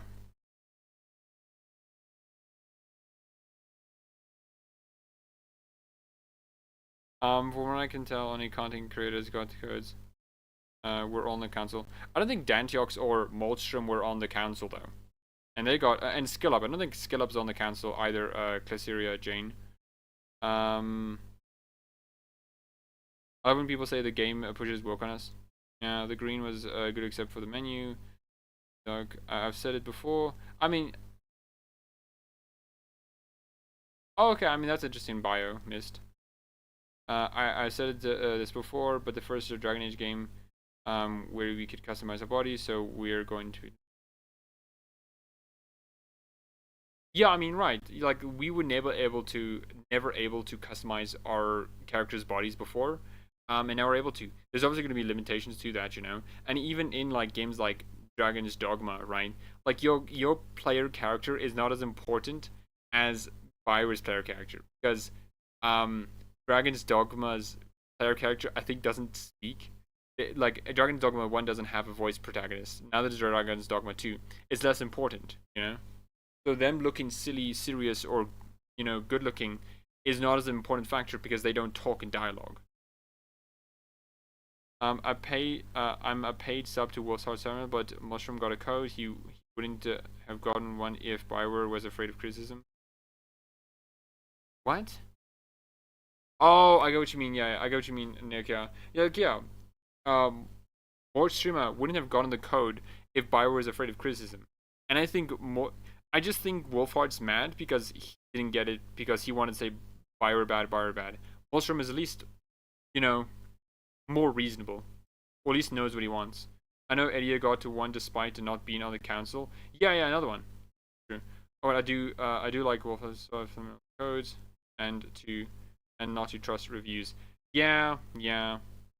Having diversity isn't pushing. It's just basic representation. Yeah. Playtest stupid autocorrect. Also, I forgot to mention, hello, Horror Missile. Hope you're doing well. Oh, no, thank you, Julia. Thank you so much. I remember they attacked Maria and Angela for not looking like hot like dudes. Yeah, man, it's so weird, dude. It's so weird. I just don't get it. Elves are also petite in comparison to the others in Dragon Age. Oh, yeah, man. That's another thing, right? Like, we have to remember and consider. The reason why, like, the elves don't have, like, huge bazongas or giant asses is because, you know, that's their lore.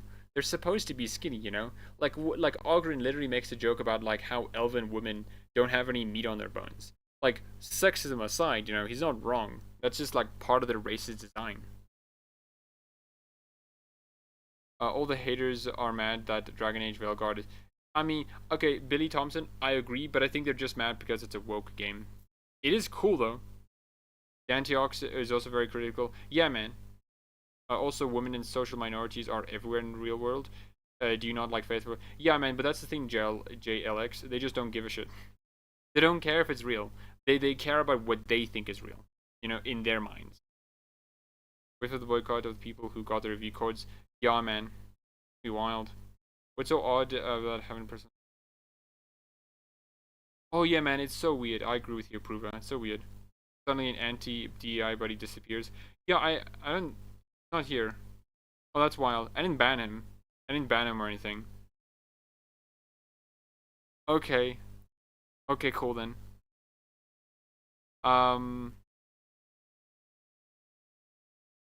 No, but they are large reviews. No, but they are large reviews. I'm not sure what you mean. Claseria. I'm making the shortest Canary I can. I'll make the tallest dwarf. You'll make the shortest Canary, okay? That's gonna be our dynamic, right? Hello, Alicia. Hi, now I'm late. Oh no, you're not late, okay? We're still covering the video. Mushroom got one. He tends to deny them, so that's interesting. Is that so, DT? That's interesting. Why did he accept it? I guess he just, I don't know. That's interesting. That's interesting. I'll be interested to see what he says. But I think I already know what like Mushroom will say about it, which is just like, he thinks it's a good game, but he doesn't think it's like a Dragon Age game because of art style and gameplay. You know, I think that's what he's gonna say. I think he's wrong for saying that because I think Dragon Age is more than its gameplay and its art style. But I think that's which isn't unusual.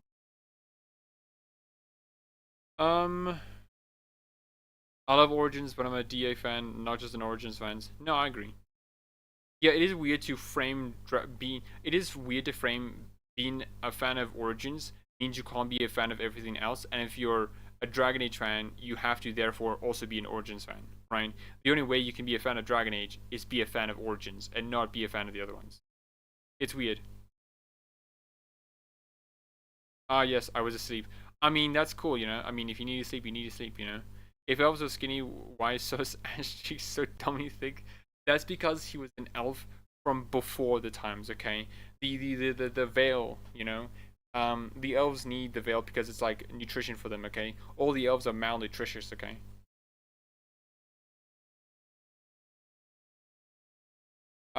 Yes, when you play as an elf and woman in Dragon Age Inquisition. So, yeah, man, I still can't get over how skinny elves are in Dragon Age Inquisition. But why does it have to play such a big role in entertainment now? Oh, there you are, my guy. What do you mean big role? My man, having women and like minorities in it, what do you mean big role? They exist, dude. Being in a video game or entertainment is fine, you know? Like, I don't get what you mean, Kelga. Like my man, it seems like your issue is just having them exist. They're fine if they exist, dude. Like, Veilguard having a trans person or like minorities in it is literally nothing. It's just them existing. Hello there, no, it's cool, Hormisil, I forgot to greet you as well. What big role? Not sure what you mean. Yeah, Inquisition's elf has 0 curves. Yes. Also, hello, Sadia L. It's just that, it's just they're men, you guys. Oh my gosh, dude. Chat, stop. Why do you keep making me internally try to catch up to you? Why we shouldn't? They made the calculations. That they get more of an audience with inclusion. I mean, yeah, sure as well, right? But I think it's not just that, but it's the mindset, right? Being a bigot means you can't really make good art because you're locking yourself off from other perspectives. Being a person who's progressive generally means you're like more accepting of just like different ideas, you know? Because you have to be accepting of different people. You liking anyone, you just being accepting of everyone, right, means that you're more open to newer things and newer experiences and new ways of doing something, you know? I think most content creators are going to say exactly that just to appease the ragers. I mean, I don't think everyone. I think like people like Kalia, right, will say it's not similar to Origin, it's not similar to previous games like gameplay-wise and art style-wise, but she still thinks it's Dragon Age, right? They'll obviously say that the gameplay and art style is different, but they'll still say in the end that it's still a Dragon Age game, you know? It's a you problem, not an interesting problem. No, yeah. People who complain about representation. First, you don't know what I am. Don't be offended so quickly. Kelga, you don't know who I am. Don't be so defensive. Like, what do you mean? The ancient elves were thick. So true. No one wants this. Is always a code for I'm always. Yeah, that is so true, Sonia L. Like, anyone who says no one wants this, it's just I don't want it. Like, man, just admit it. You know, you don't want it. Fine. It's a bit weird, but sure. Solus has an exception to the tiny booty rule. That is so true, Julia. That is so true. I'm so glad Night is live. I was hoping to for a reaction to the trailer. Oh no, yeah. And again, why would this make thing make an existing game? No one, one doesn't exclude the other. Yeah, right. It's so weird, you know, so weird. That's right. The ancient ones were thick. Like, look at Gillenon. That is so true. Like, look at Gillenon. Okay. Where is she? Where is she? Where is she? Where is she? Where is she? Fucking look at this, man. You're telling me the ancient elves weren't thick as oatmeal? Okay, I don't believe you. Oh my gosh, dude. You guys cannot stop chatting. I need to stop. Not to mention trans people. I agree. I also agree. People should be able to make a self-insert. Now ignore this dude. I mean, no, yeah, Ryan.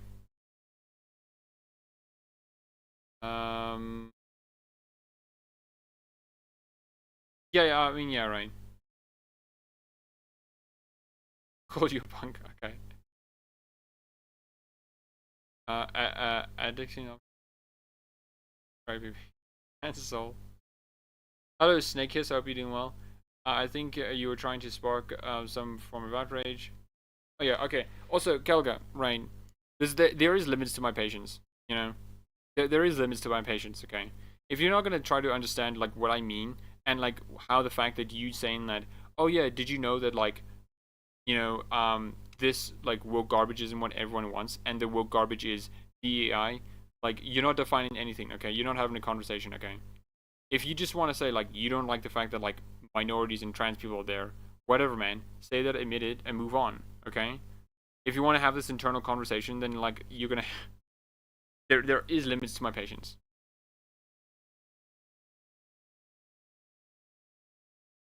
Okay, cool. I have caught up with chat. You will not get me. Okay, we're gonna finish this trailer. Burn your castle to the ground.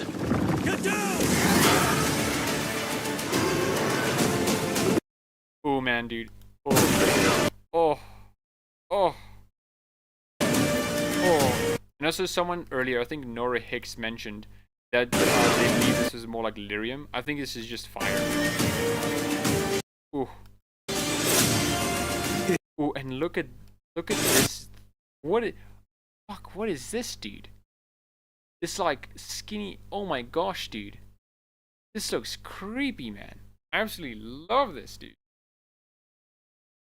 Okay, Kelga, you being a gay man does not exclude you from being a dumb fuck, okay? Nothing does, dude. Like, I'm sorry, man. Being a dumb fuck is like intersectional, okay? Anyone could be a dumb fuck, okay? I don't like to. I'd like to know when Gilly went from same Navy Knight, same. I hope they explain that. I hope they show Gillanane like being a normal dude, and then just like, oh, here is how she transformed into that. So cool. The answer to this guy, there's no agenda. It's yeah, Ryan. Yeah. There's no blood in this game. Yeah, man. Gary McKay once again comes to the fucking slam dunk saying like this should have wherever this thing is, there should be blood coming out from it. It's just like Gary McKay, come on, dude, stop with his nonsense. It will not. Oh, and holy shit, dude, I love the shaking of the hands. You know, it's like it's not just a wound, but it's something else. It's not something be easy. Oh, and look at this as well, you know. You have Brooke just like limping out of it, you know. So good. So good. Oh, and I love how Gillenon, oh my gosh, her fucking hands. Okay. Turn this off. We're going to 0.25 times speed and looking at this, okay? Look at this, the way she rises from it. Oh man, dude, she looks amazing. Like, man, dude, oh my gosh, dude. Oh, hello, Black Sabbath 25. Hope you're doing well. Yeah, I love the blood on the hands. I need to know what happened. Oh, same. Where the blood felt like shown off to everyone complaining. Yeah, man. I remember Origins having those creepy flesh walls near the bread miller. I think all the blood stuff is like that. Yeah, man. I mean, we've seen that literally in this scene right now. We have these little flesh pusses, you know, and literally over here, flesh pusses everywhere. They're not red, but they're still pusses. Flesh. So good, dude. And that's apparently only Act 1. Yeah, man. Oh, man. We get a good look at her soon. It's so good. Oh, man. Oh, and look at her. She's also staring at us, you know? It's such a, like, I see you. I know you're here. Watch me as I do this. You know? It's such a fucking bold and confident claim, you know? Oh, man, dude. Oh, man, dude. That was... Oh, okay, I get what you mean, Black Sabbath. I get what you mean. It's so procrastination remote work this week. Awesome. Time to go invisible on Steam to dodge colleagues noticing me. Same. Yeah, I think Lou7 said the new trailer only shows what he's played so far. I'm trying to imagine what spoilers are so major that we haven't seen that any good. I think it has to involve Elgranon though. I'm so hyped. Oh man, dude. Oh man, just before you said, oh that's great, Alicia. I hope you enjoy the game when it comes out.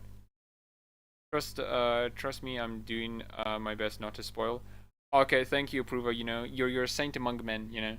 But you are this world's only hope. Ooh, and here's Solus, and again, Solus is here in the flesh, and this is clearly like in the present tense because there's all these flesh trees. So Solus' like imprisonment is clearly not a permanent thing, right? Or not as like permanent as he's making it out. And he also has his little like blade over here. The fucking smack. What is that about? I believe in all of us. Here we have the fucking squad rocking, dude. Like, look at this, dude. We have Lucanus here, Davrin. We have Emmerich. We have Tosh. It's interesting. I wonder where the other companions are. Pretty cool though. Ooh, and this is also an especially cool thing. Oh, and here's Gillinan again. Like, what is this thing, dude? Bloody like flesh worm.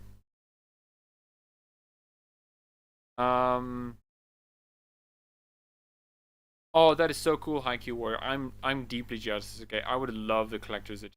You know, I'm really happy to see Elgranon considering how boss Gillinan is. Yeah, no, same. I can't stop thinking about Solus's thick thighs and outfit. Man, now that you say that, Nora, look at that dude. And his body as well is just like huge. Snickers, wait till we can wait, can we have the little skeleton as a companion? I hope so. I mean, why not, you know? We already have Manfred. What's two more skeleton boys, you know, for it?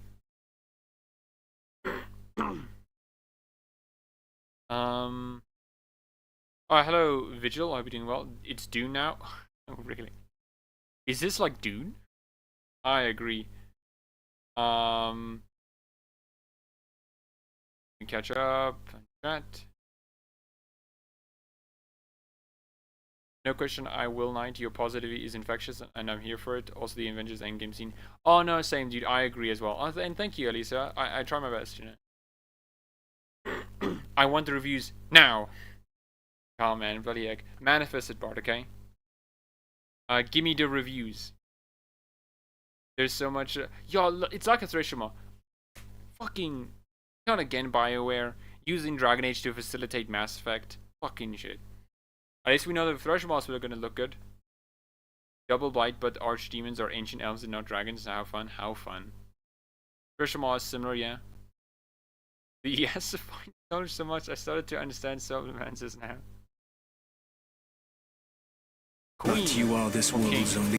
I will do all the murder for you. Average Solus Mancer. See, you're like Jormungandr. Ooh.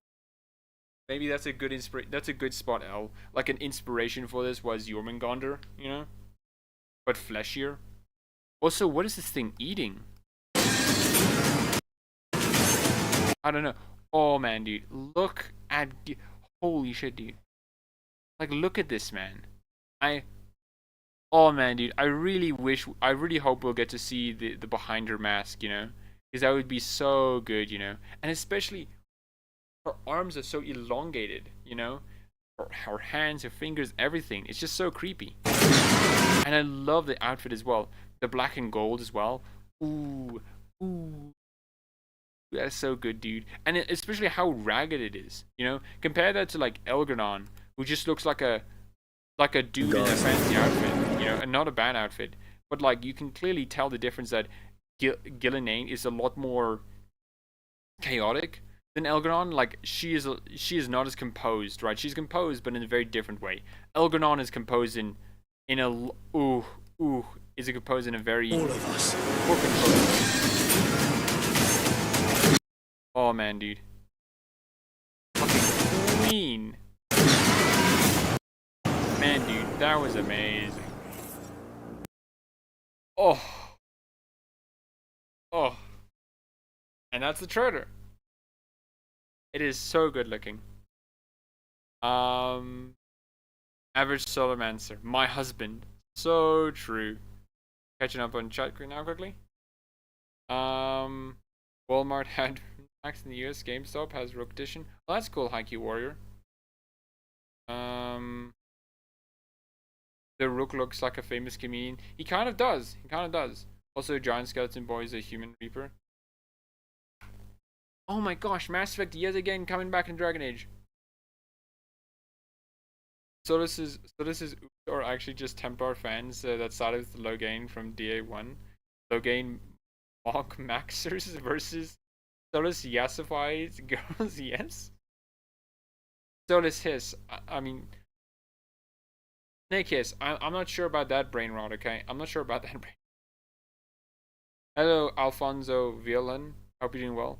I wonder how long the game will be. I'm not sure. I think the game will be long though. From what I can tell, it has to be a long ass game. She's slaying. She is slaying. She's conquering. Bioware, if we don't get an option to side with Gillenane, I'm not sure what you're doing with your life, okay? Or to fail, you know, like we die to Gillenane and then it just has like a non-standard game over cutscene, and we just get to see Gillenane rule. That'd be cool. I think Bioware should lean in and say the Oven Gods are awakened and are another one.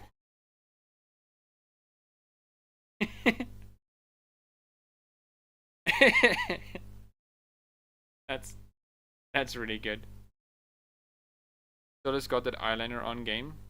True, he has to look good for tearing down the veil, okay? I love my I will use my Inquisitor that romance Solus just to punch him for the same reason.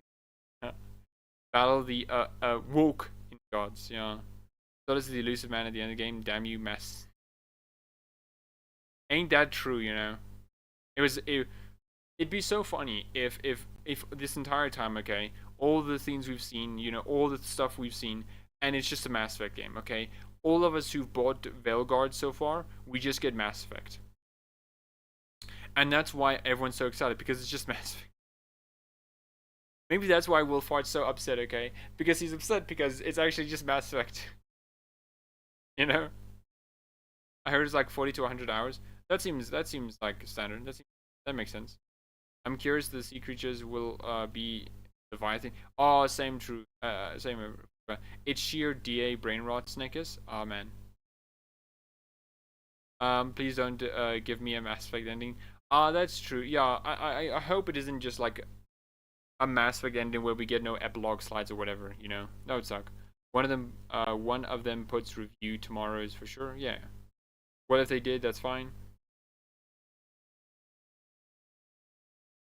I'm not sure. Maybe I misspoke, Alicia. I'm not sure what you mean. I think it took him around 80 hours, but I'm not sure. I mean, yeah, but that's 80 hours, right? I imagine if you put more a completionist in the chair, it'll be like 100 or maybe past that, which isn't like too far-fetched from what Dragon Age did before, you know? My Inquisitor did not care for Solus at all. I understand the appeal. Mention him, but to me, I mean, okay, Julian, I don't don't particularly like Solace either, you know. But I think there'll be some like interesting like dynamics between it.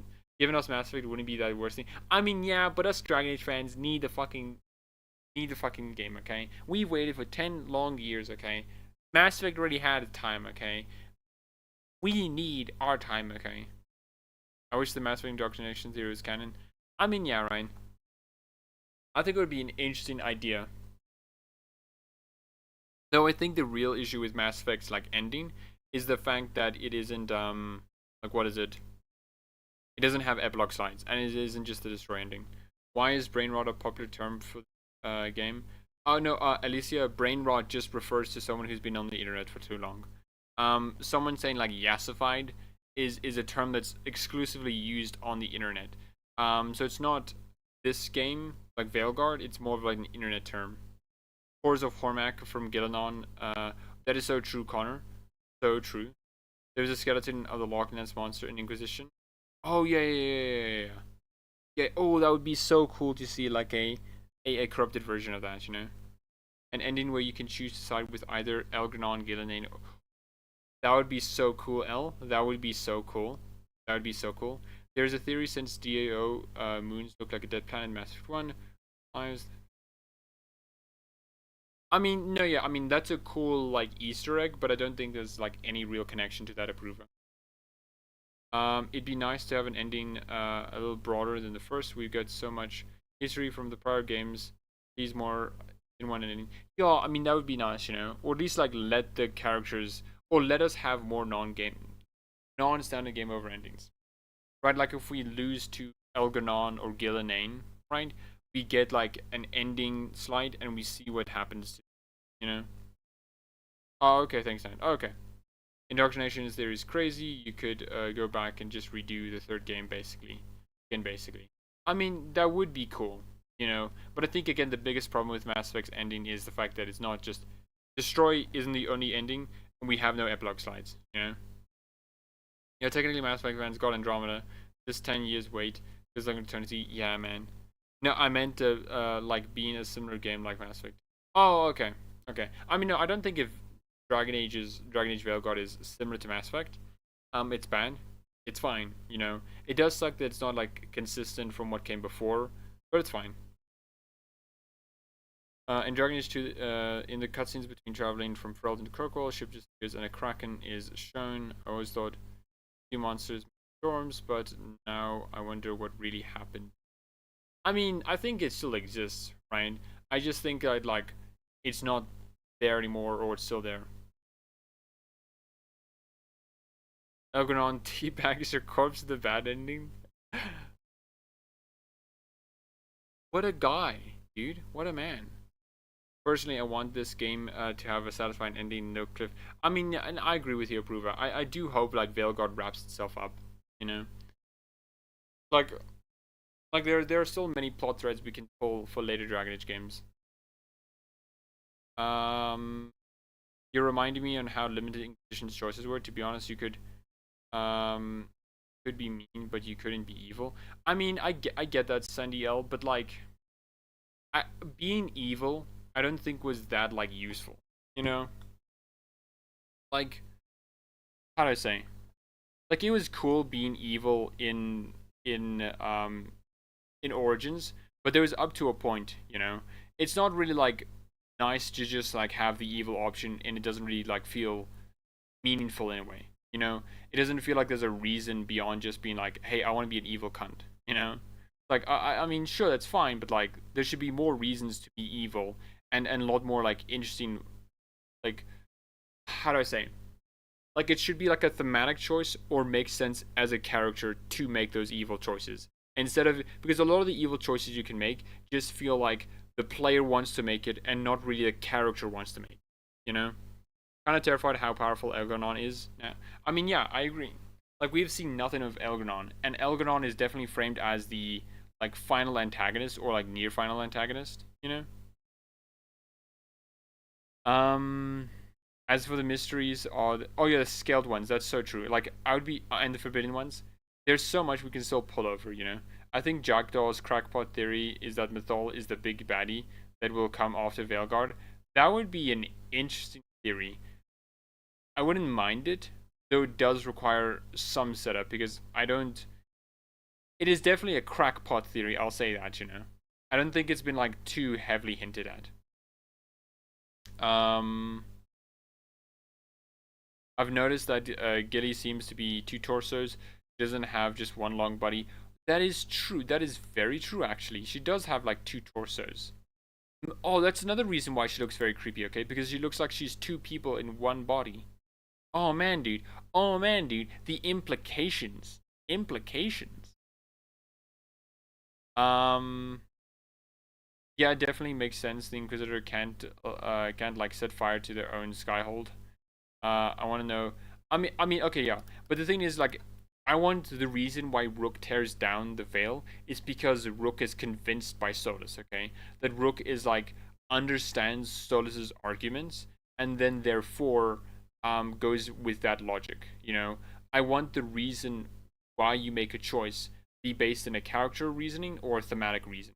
You know, and I think they can have that for Veilguard because you can legitimately, I think, be convinced by what Solus is saying and then allow that to happen. You know, I mean, he took the sun out of the Angerion. Fucking flexing the sun, you know. Let's not forget Titan. Oh, that is so true, dude. I would love for the worst ending in the game to be freaking apocalypse. Oh man, dude, and if it's, especially if it's like a Gillenane thing, we can see these like body horrors all over the place, you know. From the spoilers they have shown, I think how epic, what they haven't. Oh yeah, that is so true as well. What about other continents? Thetis is just one of them. What about the humans, Canary home continent? Yeah, right. There's so many like threads we can pull. I would love for a Canary home continent or like a what was it? Like Parvolan, you know. It'll be probably something like a DO with its endings. I mean, so like a predetermined ending with like variations, like epilogue slides. I mean, I wouldn't be upset with that. That'd be cool.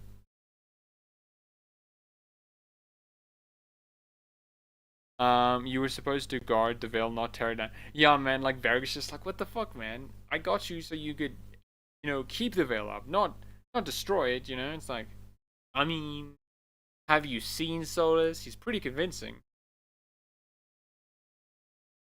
The next Dragon Age would have to be two different Thetises. I mean, that is true, but I think they could just like retcon it, you know?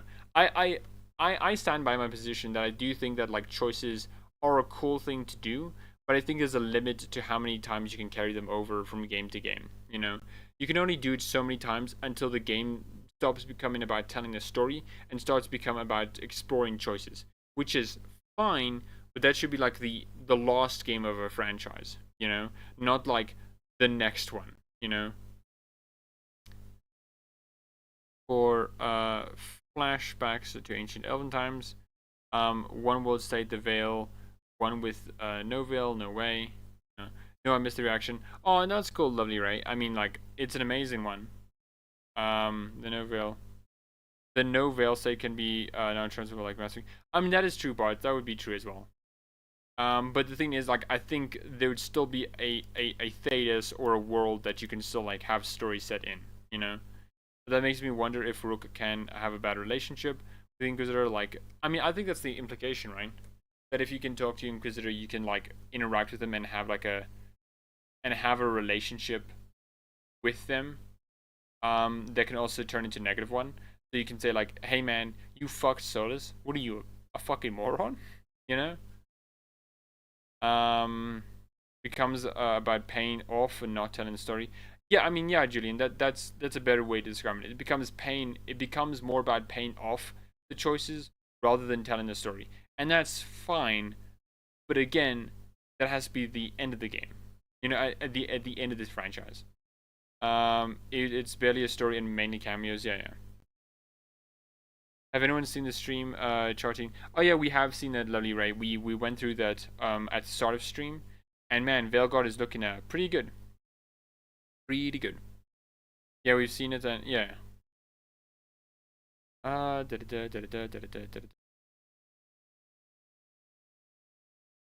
yeah, and also Sadie L. I should have also mentioned this. I mean, yeah, right. I think our relationship with Solus and the Inquisitor could also affect if we save or stop Solus. Prequels would be nice as well. What about Blood 20? I mean, that would be a great as well. Though, if we do prequels, they're gonna have to be a lot more less like RPGs, because you can't really have those be RPGs, because you'd basically have to like wipe out what the player did in those games. You know, you can't really carry them over in any meaningful fashion. You know, like if we somehow get another dark ritual like choice, you know, that just can't happen, right? Because all those Grey Wardens that did kill the archdemons, they have to be the ones who did that, because otherwise it's gonna be like retconning it, you know. But anyways,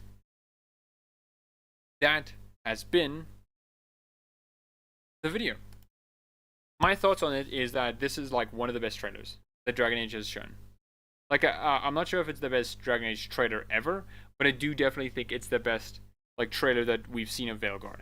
It shows like so much of its like, I think its essence, from its characters to its tone to like to its combat to like everything, you know. I think it's such a good demonstration of what Veilguard is and its potential in so many ways, you know. And I have heard people say things like, I think this one should have been like the first trailer we've seen. And I don't think that's a bad thing to think, right? I think if we're engaging in good faith, I think there is reasonings for why this one should have been the first trailer we've seen. It would have put a lot of people's minds at ease and been a lot more accepting, you know? And I don't disagree on that, right? Because I do think this is generally like a lot more emblematic of the game overall, entirely. I still defend the original trailer, the first one, the first Companions trailer, because I think it was fine. But I do see why this one like will have a better reception, right? Because like, look at this, right? It not only shows off a lot of the cities, but it does such a well job at like conveying the tone of it. You know, especially like scenes like this where you have them like smash and just like, it's so good. You know, it's so good. Especially stuff like this. Like, this is some like peak fucking design, you know. But yeah. So I'm just gonna be responding to chat, and then afterwards we're gonna go through some of the Wolfhard stuff.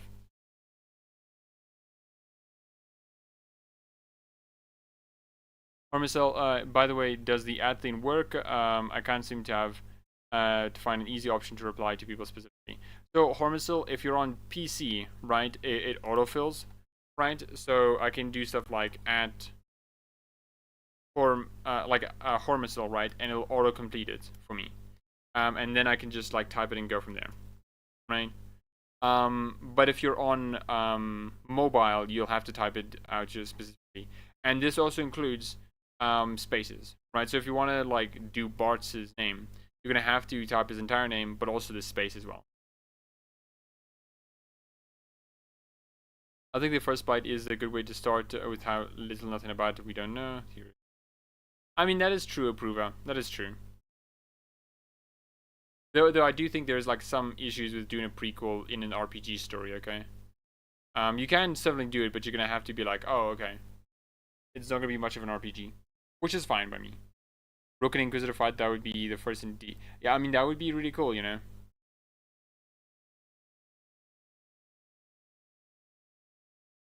I mean, it's spoilery in the sense that if you don't know anything about Veilguard already, you get to know a lot of this, especially like the fates of these cities, you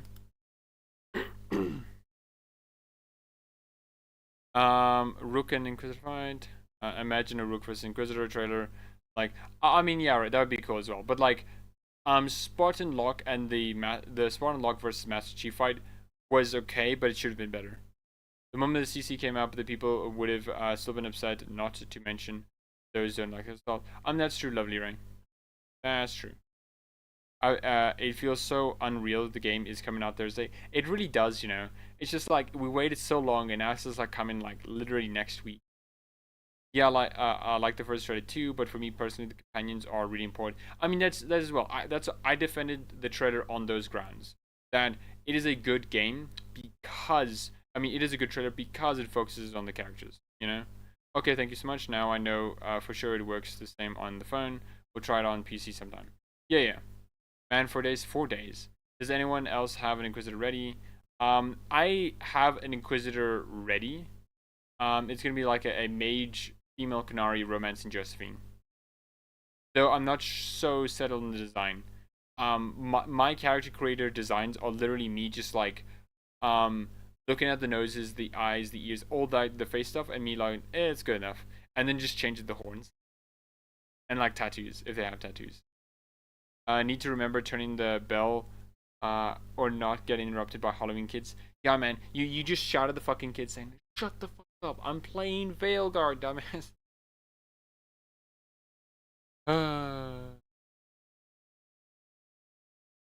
The only thing wrong with the first trailer was the song choice. I mean, even then, I think the song choice was fine, okay? It was a bit lighter than most people wanted, but I still liked it. First trailer was very jarring for me because I expected an epic. I mean, I get that as well. That's why I do think that if this trailer was the first one we saw, the discourse on Veilguard would be a bit different. I think it still would go and continue the same trajectory of like people saying woke game woke. But I think it was like starting off on a better footing. I remember starting high school when Inquisition came out. Now graduated from university with Veilguard coming out. Holy shit, Connor. You've been on a journey, okay? Oh, you've been on a journey, man. For your information, the 3 choices weren't supposed to be revealed. I mean, that is true, Approva. It is still weird to me that Bioware didn't want to reveal those things. Something like the release date trailer is what I was expecting. Yeah, right. Yeah. I mean, yeah, the release date trailer or this one would have been like a good way to start it. My Solus Inquisitor is not my main, but I think I'll use her because it will be more interesting choice story-wise. Yeah. The graphics look next gen. I mean, yeah, I like the graphics as well. They keep saying the Canary in the trailer is 10. I don't. No, it's not. Sandia, I prove I said it somewhere else. It was like the Butcher of something, right? They were in one of the Dragon Age comics, and they were the person who was just like invading Tevinter. And also the guy doesn't sound like Sten. Cool. I've caught on chat. And so I'm not going to spend too much time on this because I don't think there's a lot to spend on this, you know? Also, Approver with the 100 rupees. Oh, thank you so much. It's unique to me since I have Diwali and Halloween on the same day, different regions, same energy. I love the country diversity. Oh, that's great, my man. I mean, you get to celebrate 2 things, you know? A bit jealous.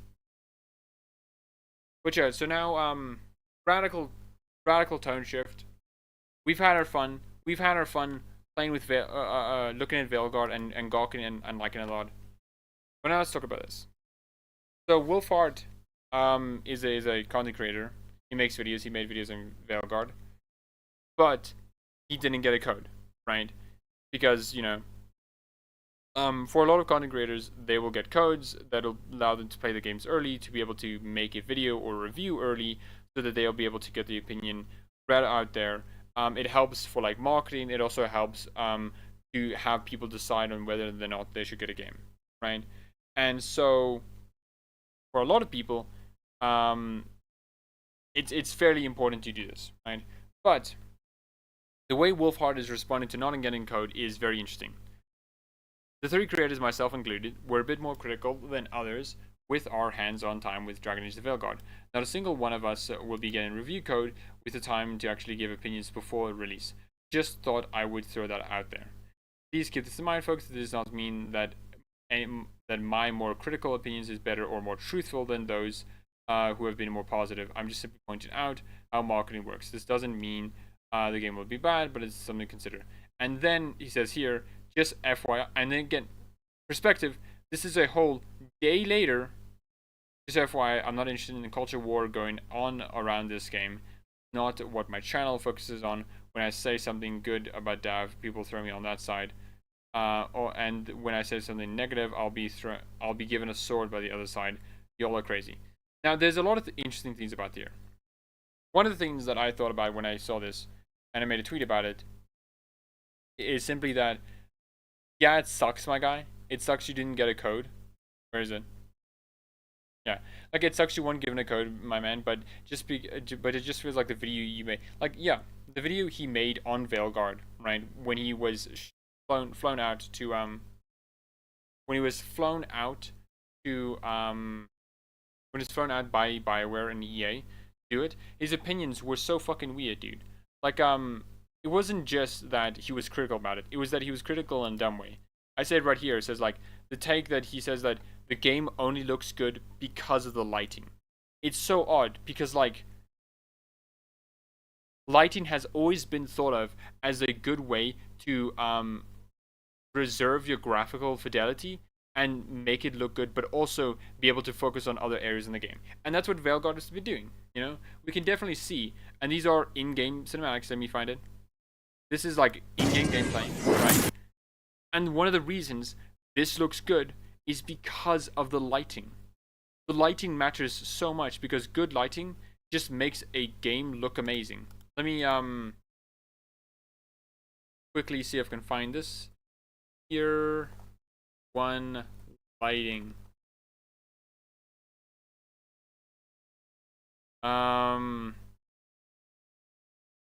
Like one, okay, let me see if this one is, okay. So, in this Mandalorian video, I love it when I have ads, like, please, go away. Thank you. No, here's visuals. Like, here's the thing, right? Where is it? Yeah. And just on that and that. Like, you can see a lot of the visuals, and especially the lighting, helps and contributes. Look at this, right? The fact that it moves this way, and it, like, it's so important, because, again, Fear 1 does not look like a good fucking game, even for the time. It looks bad, right? But the lighting makes it so much more immersive, because it allows you. And that's what Wolfhard says. Wolfhard said that, and that's such a dumb take. And that's one of the reasons why I think BioWare didn't give him a code, because you can't just say, I'm critical, and be fucking dumb, okay? You have to actually be, like, intelligent when you say this, you know? Let me just quickly catch up on chat. I'm glad you're gonna enjoy Diwali Approver. Also, for anyone who's watching the VOD, you can just skip ahead until I get back to the point. So maybe the story that we will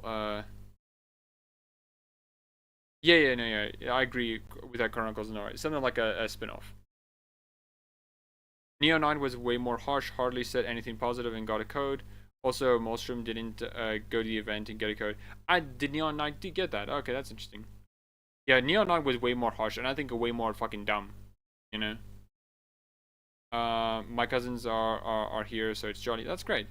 Wolfhard is just making up connections that aren't there. Most current creators, positive, negatives, didn't get codes. Yeah. Kind of saying, hey, how are you? Also, how are you, random wanderer? A bunch of people who had positive opinions also didn't get codes. Yeah. That scene with the Eclipse is S tier. Yeah, right. It is like, I don't see how he can say this game looks bad because of its lighting. Tyrants. You know, like, oh yeah, the game actually looks bad. It's just the lighting makes it look good. It's like, what do you mean? Like, all games that look good use good lighting, you know? Yeah, that's right, lovely Ray.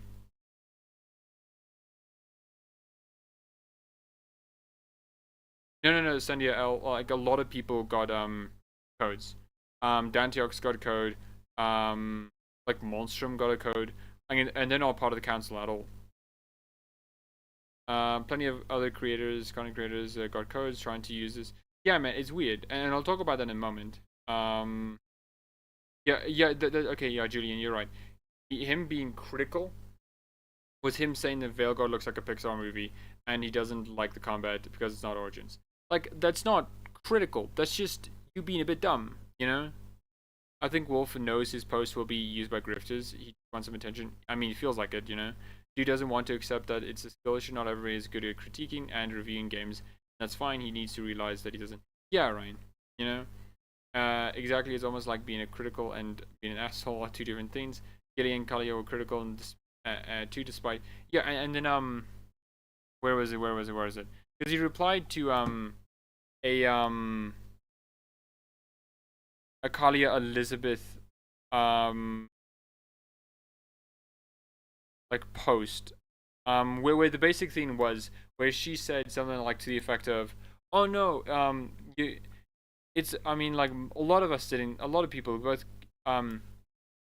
that a lot of people didn't get the codes, even positive people, right? And then someone else mentioned that Skill Up, who is critical in the game, wasn't given a code. And then Wilfart, genius he is, says, oh no, what I mean is people who are negative about the game. Which is like, okay, I'm sorry, dude.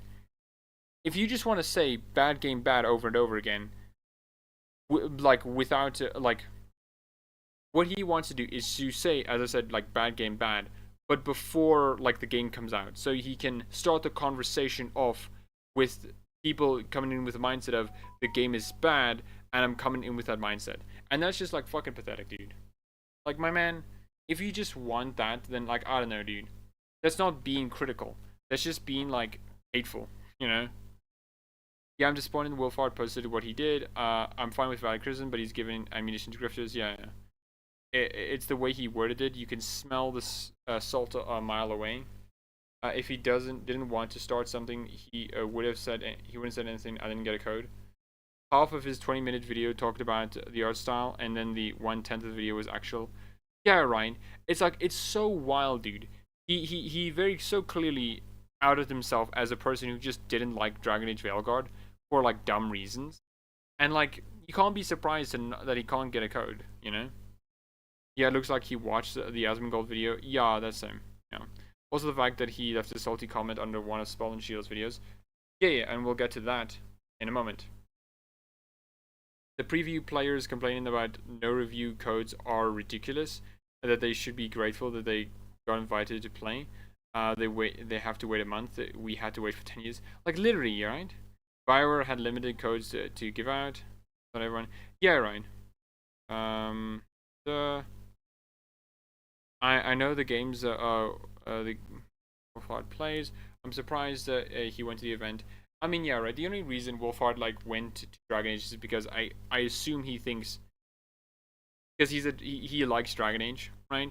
But he's more of a fan of Dragon Age Origins, and more specifically, its gameplay, right? I don't think Veilguard is less of a Dragon Age game. It just, in his mind, it's less of a Dragon Age game. I'm sad BioWare didn't give me a roof. Zeralton, I'm so fucking glad you said that. I'm also sad BioWare didn't give me a review code, okay? How could BioWare not notice me and my 700 fucking subscribers, okay?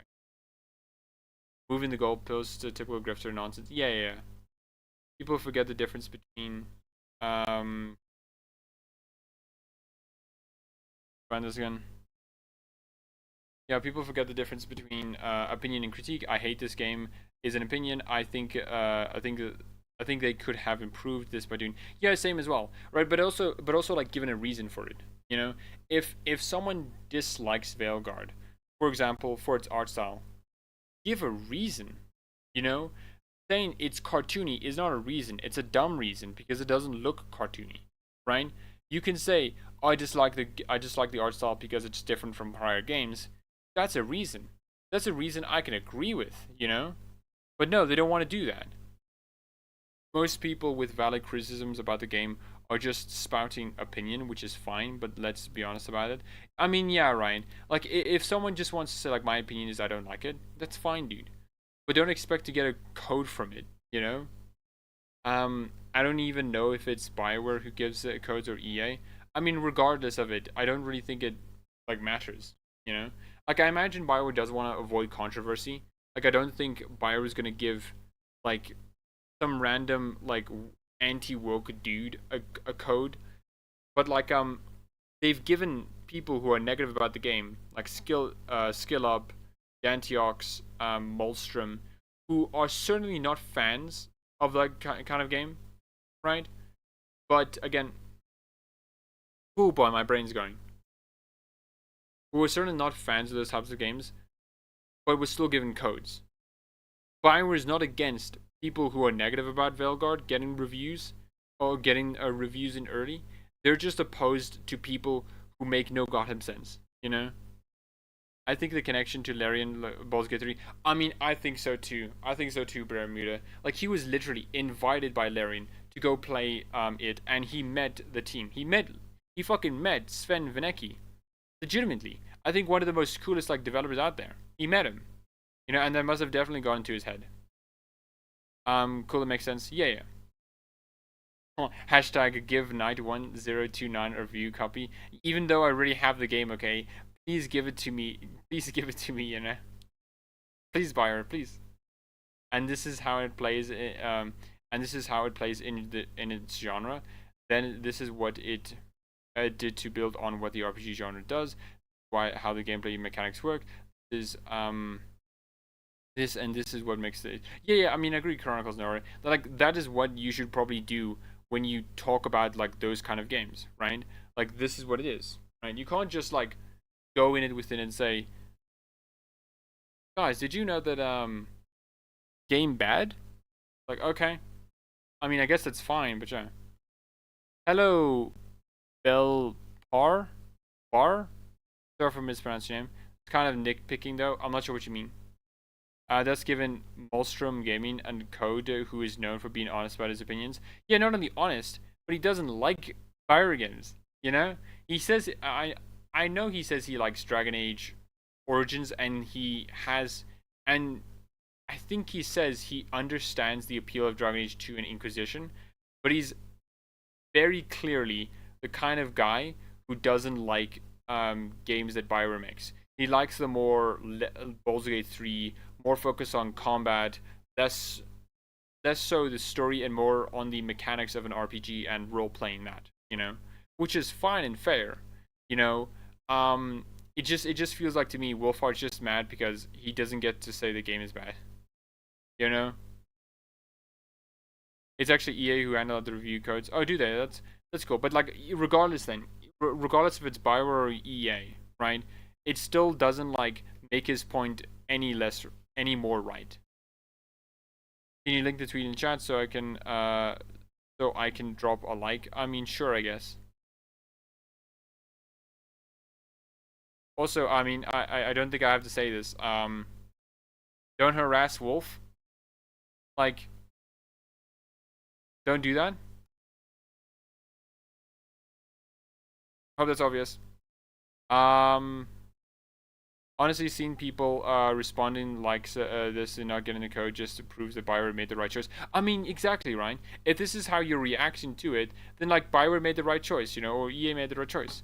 Because if someone is just like, oh yeah, I'm fucking mad at Bioware for doing this, and we're gonna cover another video in a moment about this, and they're so mad about it because they didn't get a review code, and they're acting this way, and they're causing all of this drama, then like, yeah, Bioware did the right choice. Let's be honest, anyone whining about it, not... Yeah. Also, hi, Rachel Taylor. And also, hi, Strokostiv. Hope you're doing well. Oh, no, thank you. Yeah, I mean, this community is cool. I like it. The review code drama is similar to the critics of NVIDIA. I mean, that is very true. Though I think it's more pronounced with Veilguard, because it's a game and not a graphics card. I agree. I don't see why Luke had to make a video in the first place. I mean, yeah, same, right? I think Luke's video also is a bit weird. It's not bad, but it's a bit weird in some places. Like, he kind of says like, yeah, I don't know.